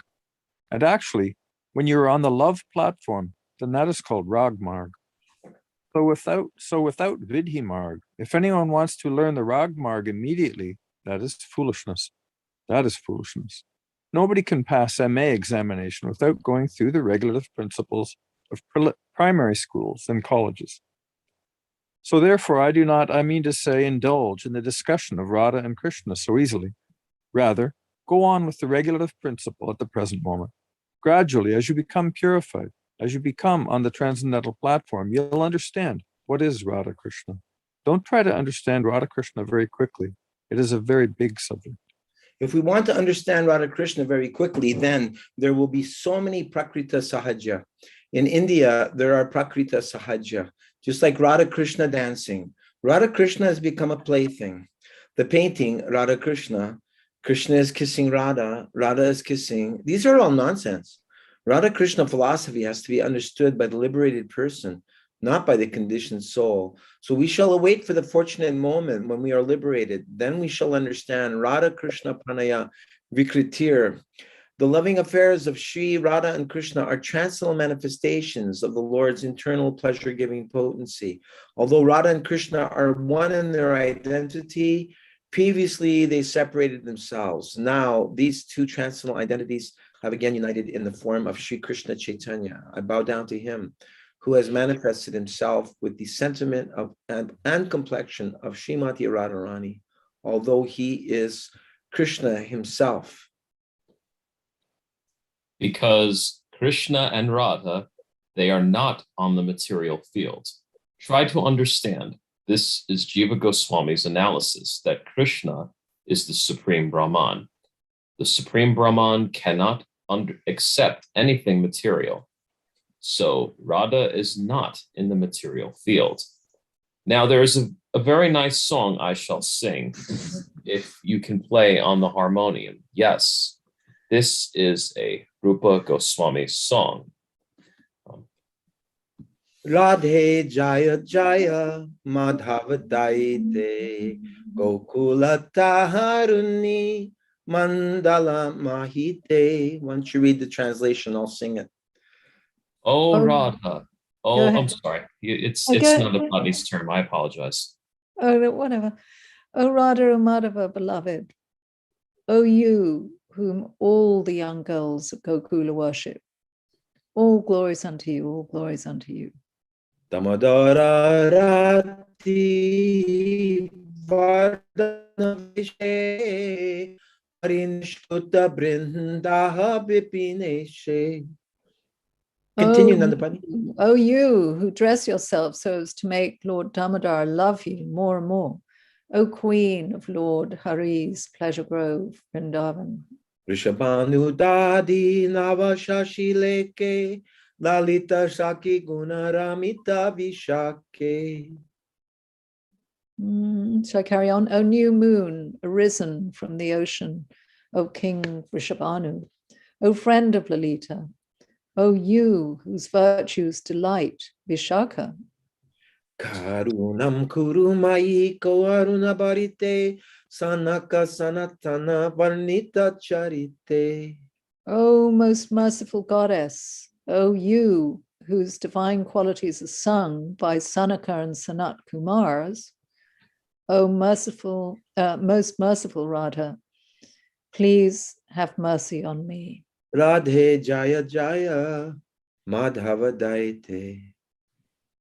This song was sung by Rupa Goswami. He is the real person, actual person, to understand Radha and Krishna. So he says, all glories to Radharani. Radhe Jaya Jaya Madhava Daite. She's so dear to Krishna. Krishna, everyone is trying to love Krishna, but Krishna is trying to love somebody. So how great she is. Just try to understand. Everyone, the whole world, the whole universe, all living entities, they are trying to love Krishna. Krishna Prema. Lord Chaitanya describes Prema Pumarto Mahan, and Rupa Goswami described it. You are distributing Krishna Prema. So Krishna Prema is so valuable. But Krishna is after Radharani. Just see how Radharani is great.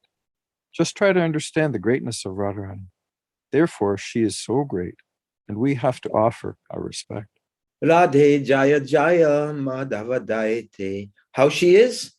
Gokula Taruni Mandala Mahite. Taruni. Taruni means young girls. You'll see the pictures. They are all young girls, but of all the young girls, she's the most beautiful. She is enchanting to the young girls also. She is so beautiful. Gokulata Haruni Mandala Mahite Damodararati Vardhana Veshe. And she always dresses her so nicely that Damodar Krishna becomes attracted by her beauty. Hari Nishkuta Brindaha Bipineshe. And she is the only lovable object of Krishna. And she is the queen of Vrindavan. This queen of Vrindavan, you'll find in Vrindavan. If you go to Vrindavan, everyone is worshiping Radharani. Rani means queen. They are always speaking Jai Radhe, Radharani. Radhe, Radhe, Radhe, Radhe. All the devotees in Vrindavan, they are worshipper of Radharani. Hari Niskuta Vrindavi Neshe Rishabhanu Dadi Navasasi Leke. And she appeared as the daughter of King Rishabhanu and her companion Lalita Shaki and Vishaka Saki and the devotees. So on behalf of the pure devotees of Krishna, Rupa Goswami is praying, Karunam Kurumai Karuna Bhadite. O my worshipful Radharani, you are full of mercy. So I am begging of your mercy because you are so merciful. Very easily you offer, bestow your mercy. So I am begging your mercy. Kurunam kurumai kuruna bharite sanaka sanatana varnita charite. Just an interjection here. It's kind of interesting that the four Kumaras are glorifying Radharani. Mm-hmm. Does anyone know anything about that? One thing I heard Prabhupada say is, they're famous as being great brahmacharis. And so the fact that you've got these great brahmacharis worshiping, allegedly this female personality is a further indication that she's not an ordinary personality. Otherwise, why would brahmacharis be worshiping her? Yeah, I didn't know if you had come across anything in the Bhagavatam of that nature. Anyway. Good question. Now somebody may say, oh, you're so great, learned scholar. You're so great, saintly person, and you're begging the mercy of an ordinary girl. How's that? Therefore, Rupa Goswami says, quote, oh, this is not an ordinary girl. Sanaka Sanatana Varnita Charite. This girl's description is possible to be made by great saintly persons like Sanaka Sanatana. She's not ordinary. So the lesson is that we shouldn't treat Radharani as an ordinary girl or Krishna as an ordinary man. They are the supreme absolute truth. But in the absolute truth, there is the pleasure potency, and that is exhibited in the dealings of Radha and Krishna. And Radha's expansion, all the gopis, and Krishna, the Supreme Lord. Thank you very much. Chant Hare Krishna. Chant, chant, chant. Chant, chant, chant. In the Garuda Purana, it is said, Artoyam Brahmasutranam Bharatartha Viniranayaha Gayatri Basya Rupo So Vidartha Paribrimhitaha Grantos Stadasha Sahasraha Srimad Bhagavatam Dibataha. The Srimad Bhagavatam is the authorized explanation of Brahma Sutra, and it is a further explanation of Mahabharata. It is the expansion of the Gayatri Mantra and the essence of all Vedic knowledge. The Srimad Bhagavatam, containing 18,000 verses, is known as the explanation of all Vedic literature. So for me here, I've got about 8 minutes left till 9:30. And I've got some really juicy quotes here from the Radha Krishna Nectar book on Srimati Radharani. I was wondering if you stick around for another 8 minutes for me to squeeze in a little bit more. Is that possible? No problem. From Dashra Sutta. Okay, so Yes. So as you know, Srimati Radharani is expert at the 64 arts, and Srimati Radharani mastered all 64 self-taught arts of music and dance. And this is stated in a book called the Radha Rasa Shuddha Nidhi. And actually, Dasharat Sutta Prabhu translated that book, and I have a 1990 version of that translation. But Is it by Raghunath? I believe it is. I thought it was by Rupa Goswami. I actually have it. No, it's by Srila Prabodhananda Saraswati. Prabodhananda. Okay. Yeah, 212 ambrosial Sanskrit verses of prayer and glorification of Srimati Radharani, composed in the 1500s. And I mean, you can just see how much is jam-packed in here by looking at the print. It's really, really fine print. Wow. So there's a ton in here. Anyway, Dasharat Sutta Prabhu translated from that book. And now this is from Rupa Goswami's Radha Krishna Ganudesh Deepika. And Radharani never appears to be more than 14 years old, 2 months, and 15 days.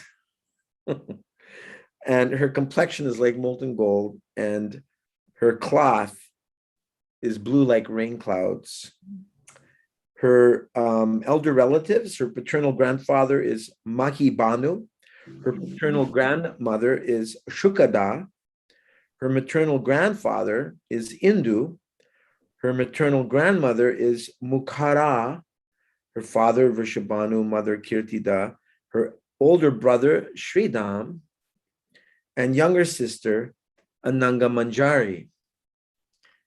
And it's described here on Radha's birthday, which is today. It's called Bhadra Shukla Ashtami, 8th day of the bright fortnight in the month of Bhadra. Although the moon was supposed to be half full, on this particular day, it appeared to be completely full.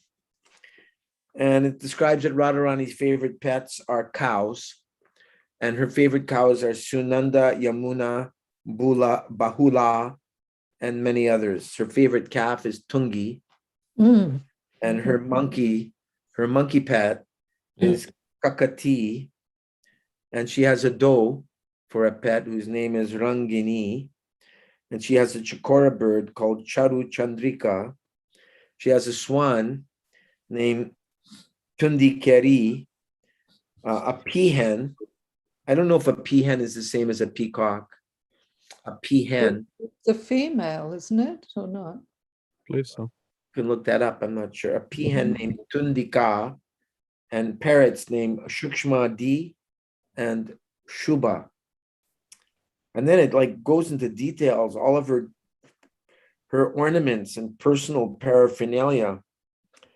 She has tilak called Smara Yantra, which is the diagram of Cupid. She has a necklace called Hari Manohara, who enchants the mind of Hari. She has jeweled earrings called Rochan, the lustrous ones. A nose pearl called Prabha Kari, the effulgent ones. A locket with a picture of Krishna inside. And she wears the Shamataka jewel called Shanka Chuda Shiromani, the crest jewel taken from the demon Shanka Chuda. I didn't know that Krishna gave the Shamataka jewel to Radharani. I don't remember the details, but I didn't realize that she ended up with it. Anyway, it goes on and on about, each of the different outfits that she wears and the names of all her sakis and prana sakis and manjaris. I mean, this book is like 400 pages of Radharani nectar. I think it's 400. I didn't count. No, excuse me. It's around 300 pages. On Radharani's feet, on her left foot, she has a flag, lotus, goad, barley corn, an upcurving line, a disc, an umbrella, a bracelet, a creeper, a flower, and a half moon. And on her right foot, she has a few less symbols, a conch, a fish, a mountain, an altar, a club, an earring, a spear, and a chariot. As far as the 64 arts go, she knows the art of gilam, the art of singing, including how to compose songs, articulate different melodies, notes, accents, and meters. Number 2 is vadyam, the art of playing on the 4 types of musical instruments. So she's an expert percussionist. She plays wind instruments, strings, and metallic cymbals. Number 3 is nrityam. She knows perfectly the art of dancing and moving the limbs in various symbolic expressions, includes dancing along with different rhythms, melodies, and songs. 4, natyam. She knows the art of writing theatrical dramas. 5, alekyam, the art of drawing, calligraphy, and painting pictures. Includes all forms from simple village arts up to the highest perfectional stage of masterful painting styles. Number 6 is Visheshaka Chedyam, the art of painting figures of various designs, such as tilak on the forehead and various kinds of dots and designs on the face and body. These are done with sandalwood pulp, musk paste, colored unguents. Unguents, yeah. Unguents. What's an unguent? It's like a fragrance. Potions. Colored unguents and fragrant cosmetics. Includes tattooing. Well, so Radharani is into tattooing, but probably not the gross kind of tattoos that people are into today. But that's interesting. Radharani knew the science of art of tattooing. There's nothing new in this world that's not up there in the pure form. Yeah. Number 7 is Tandula Kushuma Bali Vikara, which is the art of preparing auspicious offerings for worship with variegated forms of rice and flowers. Includes making paintings on the floor or ground with paste of rice and flour. What do they call that? Rangoli? Rangavali. Rangavali. So yeah, wow, Radharani knows how to do that. And Pushpash Taranam. Pushpash Taranam. Number 8, the art of arranging comfortable resting places by spreading soft flowers upon the ground. Of course, Krishna and Balaram also learned these from their guru, Sandipani Muni, right? Then there's the, I won't give the original Sanskrit just to speed things along here, if you don't mind. The art, number 9, is the art of coloring teeth. Coloring your teeth. I guess some dentists do that. I don't know. Well, they whiten the teeth. I don't know about coloring. They haven't come to that yet. They've learned to color the hair. Pretty soon you'll be seeing people with multicolored teeth. You got those grills going on. What's that, Vijay? You've heard of those grills? Some of the very rich rappers have, like all diamonds and stuff all packed up on their teeth. Really? Right on top on the teeth. Yeah, grill. Okay. They call them grills, I think. Grills, okay. Gosh, sounds more rakshasa. Yeah. The art of coloring teeth, clothing, and bodily limbs with cosmetics like saffron. 10, the art of inlaying floors. Do it yourself. What with probably jewels. The art of inlaying courtyards, pathways, floors with colorful mosaics of precious stones. Yeah. We have a god sister, Kalalapa, and she said she learned how to do that from her father. So I'll tell her that Radharani also knew how to do that. 11, the art of preparing different types of beds, complete with carpets, cushions, pillows, cloth coverings, and decorations like tassels, and so on. 12 is the art of playing music in water. Wow.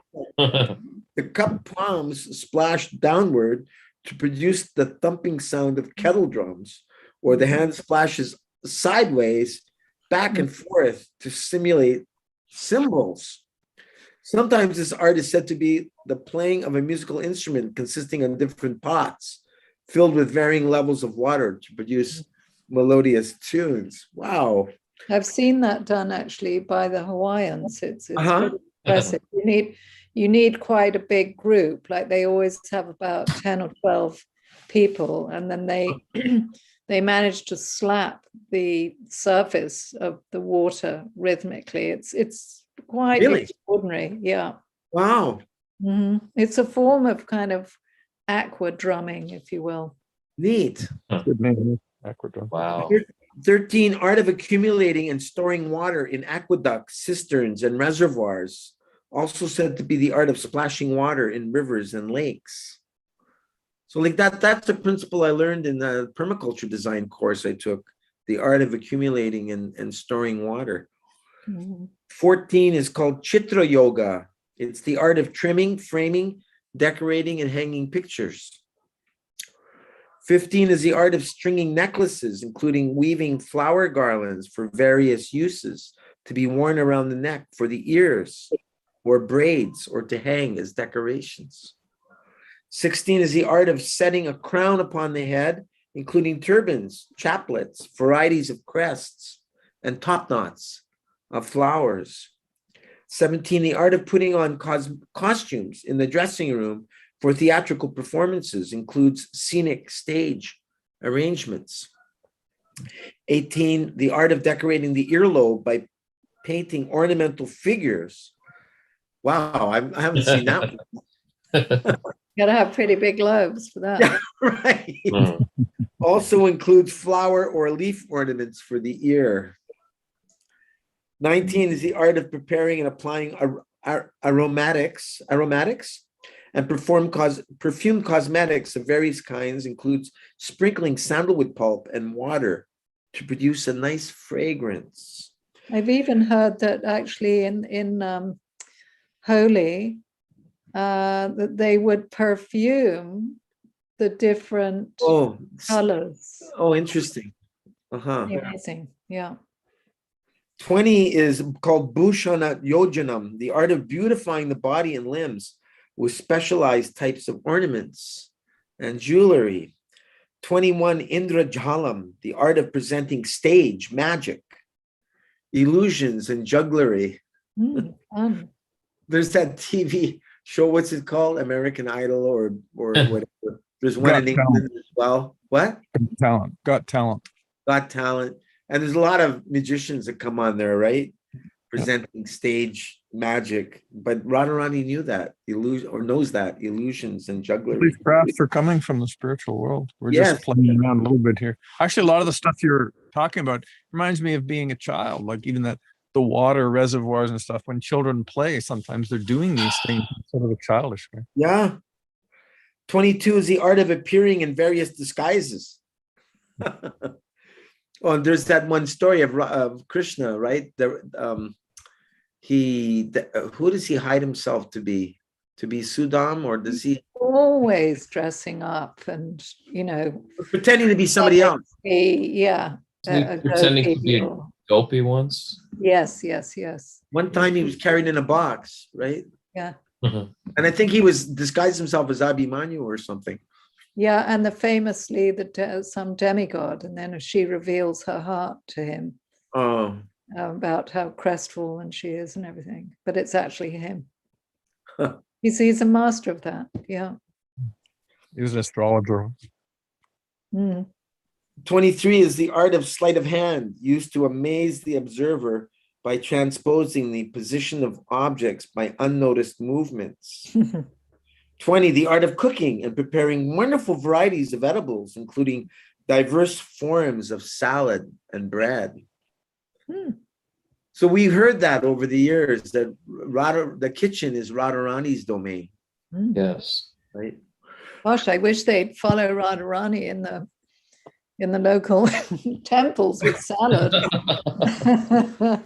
With what? With salad, did you say? Yes. Yes. I mean, you just think, God, the amount of wheat and ghee and sugar one partakes of is just mind-blowing. So we need to introduce Radharani's salad making. You can mention the cooks. Excuse me, Prabhu, did you happen to know Radharani was expert at making salads? That's one of her 64 qualities. That's her 24th quality. Expert at making salads. That means expert salad dressings too. Yeah, Apurva Prabhu, he's learned the science of expert salad dressings. I know he has one really great one with almond butter, and I guess there's either lemon juice in it, and I mean, there's so many you can make, right, with poppy seeds. Absolutely, tahini, yeah. 25 is the art of preparing nectar drinks of various tastes from differently colored liquors. 26, the art of needlework, embroidery, weaving, and tailoring. 27 is the art of manipulating puppets and strings. Burijan and Jagatarini, they became. Jagatarini, yeah. And even before that was Vishnu Jan Swami in Los Angeles. He used to put on puppet shows for the devotees at the Sunday feast. And Bhavacharini, I think. Bhavacharini probably too. Yeah. Definitely. The 28 is the art of making the lute and small X-shaped drums. Garuda Prabhu plays the lute, and so does Sting. 29, the art of making and solving riddles that convey hidden meanings. So like crossword puzzles, right? 30 is the art of skillfully uttering tongue twisters that are difficult for others to repeat. Peter Piper picked pickled peppers. 31, art of clearly and quickly reading and reciting books, including techniques of chanting and intoning. And number 32 is the art of rehearsing and enacting short plays and stories. I watched our godbrother Kaliyapani do this. Indradumna Swami was doing one of his fundraisers for his Woodstock program. This was in the late 1990s or maybe early 2000, whatever. And our godbrother Udayananda had a place that he called Radhika Gardens in North Carolina. And so it was like going to be sort of a talent night. And different people did different things. And Kaliyapani volunteered to do the Nrsingadev play. And he played Hiranyakashipu. Then he played Prahlad. Then he played Lord Nrsingadev. Maybe there's a fourth part, but at least he just did all the parts himself. And I was just blown away. Then he picked up the guitar and he sang some song he wrote about Lord Nrsingadev, and like very talented person. he came and lived with me for 3.5 months. It was some of the finest months in many years that I've spent. And we went to different forests, Chani Chapa. I got different engagements at yoga centers. We did kirtan. We even got on national television. We went and we did a kirtan to help an animal sanctuary. And they put us on national television singing Hare Krishna for like a minute, which, I mean, how much does a minute on national television cost? Probably tens of thousands of dollars, right? 33 is the art of completing verses that are proposed in part. This is another game in which one has to complete the fourth line after hearing the first three recited. This is usually played at the risk of losing a stake or paying a penalty. Also includes crossword and various puzzles wherein one has to fill in missing spaces to make complete words. And 34 is the art of manufacturing armaments, such as fighting shields, staffs, bows, and arrows. 35, the art of making thread with a spinning wheel. 36, the art of wood cutting and carpentry. Wow, who would have ever imagined Radharani as a carpenter? 37, the art of architecture, including preparing the ground for erecting structures, as well as knowledge of different building techniques. 38, the art of testing the authenticity of valuable metals, like silver, as well as precious jewels. 39, the art of metallurgy and alchemy. 40, the art of knowing the colors of precious gemstones, including how to alter their colors with dyes. 41, the art of mining and studying the soil to ascertain the presence of valuable minerals. Includes preparing minerals for various uses, colored pigments, manufacture of metals. 42, the art of gardening for the specific purpose of using herb preparations as Ayurvedic medicine. Wow, who would have known Radharani's a Vaidya? That's fantastic. Now I really know where I'm going once I get out of Facebook jail. Radharani is a Vaidya. She's a supreme Ayurvedic physician. Yay. Includes crossbreeding plants and trees to get that's my different types. world. Really? Do you Yeah, do yeah. that? Yeah, You do crossbreeding? yeah, Wow. Yeah. That's called graft. Is that called grafting? yeah. hmm Fascinating. Yeah. So what did you crossbreed? So we've grafted different mangoes and loquats and Wow. all sorts of things, different papayas. Yeah. Oh, they must be pretty yummy. Yeah, they're all about, 10 to 15 foot tall now in a Wow. glass greenhouse. Yeah. My permaculture design teacher, Shantri Kasera, just outside of St. Thomas, Ontario, he grew a kiwi tree through the winter outside by using straw bales, and he shaped them like a triangle, and he put the kiwi in the center, and then he put a window on top of it, and the kiwi grew through the whole winter. Isn't that amazing? I thought that was pretty impressive. 43 is the art of training and engaging game, rams, cocks, and grouse in fighting for sport. Whoa, I'm surprised that Radharani would do that. that's wild. Yeah. Cockfighting? Hello? Yeah. That's called Mesha Kukuta Lavaka Yuda Vidi. No shrinking violet here. No. 44 is the art of teaching male and female parrots to speak and hold conversations with people. Number 45 is called Utsadhanam, the art of skincare. Includes cleansing the limbs with perfumed lotions, also includes ointments used for healing. 46, the art of expertly arranging the hair, including washing, coloring, and curling it in various ways. Wow, like she's like a hairdresser. And wow, it's just, anyway, it's really expanding my... Her Shakis and Manjaris, they do a lot of service on her hair. as you Uh-huh. imagine. Yeah. So that she's her best for Krishna. Well, also when she's been in the kunja with Krishna, and then it's the early morning, and her hair is all kind of all over the place, and the manjaris rush in to make it all good again, so that it seems like nothing's been going on, and Yashoda and Kirtida won't guess anything. So that the hair business is the really The first thing is untangling their two hairs, which are all intertangled. Oh boy. Yeah, 47, the art of speaking silently by making letters and words by fist and finger gesture, sign language. sign language. Sometimes this art is said to be the ability of telling what is contained within someone's closed fist. Number 48, the art of fabricating languages spoken in the indistinct and ungrammatical manner of barbarians.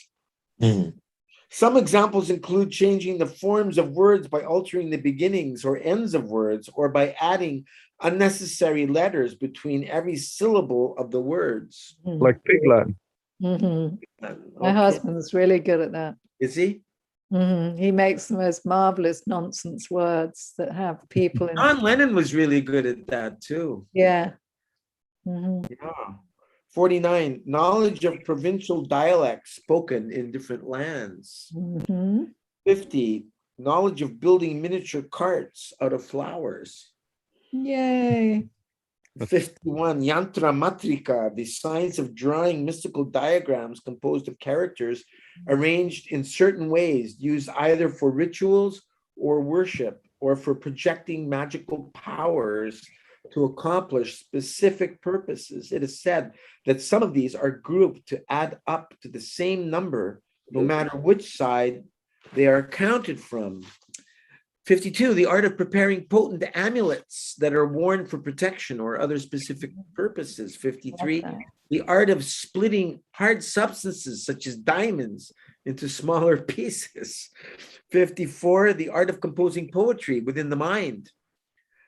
There are many mental exercises, such as turning sentences represented by signs or symbols into verse. One may separate the vowels from the consonants in irregular verses, or even leave out the vowels altogether. One may take 4 different lines from 4 different known verses and form an entirely new verse with a new meaning, and so on. Well, I'm sorry, but Lennon and McCartney just can't compare to Srimati Radharani. 55, the art of designing the performance of rites and ceremonial functions. Also, the art of management, that of accomplishing many different things at once, includes the study of good and bad omens in one's surroundings in order to foretell events by such signs. 56 is called Chalitaka Yoga, the art of playing tricks and practical jokes. 57, the knowledge of dictionaries, word usage, poetic meters, lexicography. Lexicography, thank you for the Queen's English. 58, Vastra Gopanam, the art of concealing the true nature of cloth, making it appear as made of a different or superior texture. For example, one may make coarse cotton appear as silk. 59, knowledge of specific forms of gambling. 60, the art of playing with magnets and magnetic phenomena includes hypnotism and the power of attracting others. Wait, Radharani could have her own YouTube channel because there's so many channels out there about attracting people, right? They have a YouTube channel for every single one of these. Yeah, for sure. Number 61. Radharani's metaverse. Yes. Yeah. The art of playing children's games. It's something that was mentioned by Divija Guranga earlier. 62. The knowledge of enforcing discipline by employing mystical charms includes the psychiatric art of understanding another's psychic movements in order to influence their mind and induce them to act according to one's own wishes. Mm. Got that down with Krishna. Well, that's what they do with the gopis. She pushes them into being with Krishna, and they're like, Okay. no, we just want to be serving you. And then she's got all these kind of magical arts in the way that she eventually engages them with Krishna. Very cool. Mm. Number 63, Vaija Yiki Vidya, the knowledge of gaining victory, including foreknowledge of the participant to win a debate, game, race, or contest. Yeah, well, they do that too. They're very good. They sort of gang up on Krishna and they make him lose. And then they tease him and say, "What's wrong with you today, Krishna?" They just absolutely, trounce him in a game. Yeah. And the last one is called the Vaita Liki Vidya, Vaita Liki Vidya, knowledge of artfully reciting the glories of royal personalities. Includes knowledge of the rules of sophisticated society. Yeah, thank goodness. And how to properly offer respects and compliments to others. There you go. There's the precedent for us snobby old Brits. Yeah, it's coming from Sandipani Muni. Yo, hierarchy. Yo. Oh my God. And the Brahma Samhita, verse 37 says, all these arts manifesting their own eternal forms are ever visible in the region of Golok. What a refined place to go to visit. Such a refined place. I mean, I'm assuming everyone in the spiritual world must know these 64 arts. I'm assuming. All these arts, huh? I say if that's so, I would say Radharani is definitely the most qualified by far. Yeah. All these arts manifesting their own eternal forms are ever visible in the region of Golok as the ingredients of rasa. And in the mundane sphere, they have been unstintedly exhibited in the pastimes of Braj by the spiritual chit potency, Yoga Maya. This is so interesting because it gives us some insights into the ingredients of what makes up rasa. It's very complex, it's very detailed. So the sources of this is Brahma Samhita by Bhaktisiddhanta, Krishna book, chapter 44, Krishna recovers the son of his teacher, and Brihad Vaishnav Toshani, commentary to Srimad Bhagavatam, 10th canto by Srila Sanatana Goswami. Note, there are some differences in the lists of 64 arts quoted above. We simply did our best to reconcile the description and compile as many details as possible for each art. So now I'm going to go and write a message to our godbrother, Dasharat Sutta Prabhu. He unfortunately had a car accident with Govinda Dasi some years back. And, it left him debilitated. And so he struggles to continue on. But I'm going to thank him for this tonight, for providing us with this nectar. Yeah, 370 pages, Radha Krishna nectar. Lots here. I've never read it cover to cover, but thank you for reading it with me tonight. It's wonderful. Prabhupada's disciples key. Guy. Srila Prabhupada's grand disciples key. Yes, Jai. key. Anyone. Srila Prabhupada's grand nephews key. Jai. That's what Krishna Chandra is, right? You're a grand nephew. I think just a regular nephew, God nephew. Okay, yeah, you're a nephew. Srila Prabhupada's nephews and nieces. Yes. Prabhupada's family. Yeah. Yeah, I'm piled up here with Radharani nectar. I was just like ready to go full on. But anyway, it's almost 10 o'clock here. I could read a quote from Srila Gaura Govinda Maharaj, but I need to go actually, Prabhu. sure. Yeah. Thank you very much for joining me tonight. Yeah, thank you, everyone. Great reading. Yeah, we covered a lot of nectar. Thanks for Got coming. stuck in. Even though you couldn't make it earlier, it better late than never, Vijagaranga. Thanks for being there always. Yeah. Okay, so Radhe, Radhe, Radhe, Radhe. it's a one time of the year you can really do that. You can. Everyone in Vrindavan, it's all Jai Radhe, Jai Radhe. The Brijabasis, they sing Radha Rani ki jai, Maharani ki jai. I don't know all the words to that, but that's something the Brijabasis sing. Yes, wonderful. Okay, So- may she shower her blessing on everyone. Yes. Yeah, we got blessed by Radharani for sure tonight. Jai. So we'll see you Wednesday, Krishna willing. Okay. Vasundhuyeva cha, Tisanam Pavanebhyo Vaishnavyo. Prabhupada ki jai. Radharani Radhastami Mahotsava ki jai. Nitai Gaur Premanandi Hari Hari Bo. Haribo, Hari. Oh, Radhe, Radhe, Jai Radhe, Shri Radhe. Radhe. Radhe, Radhe.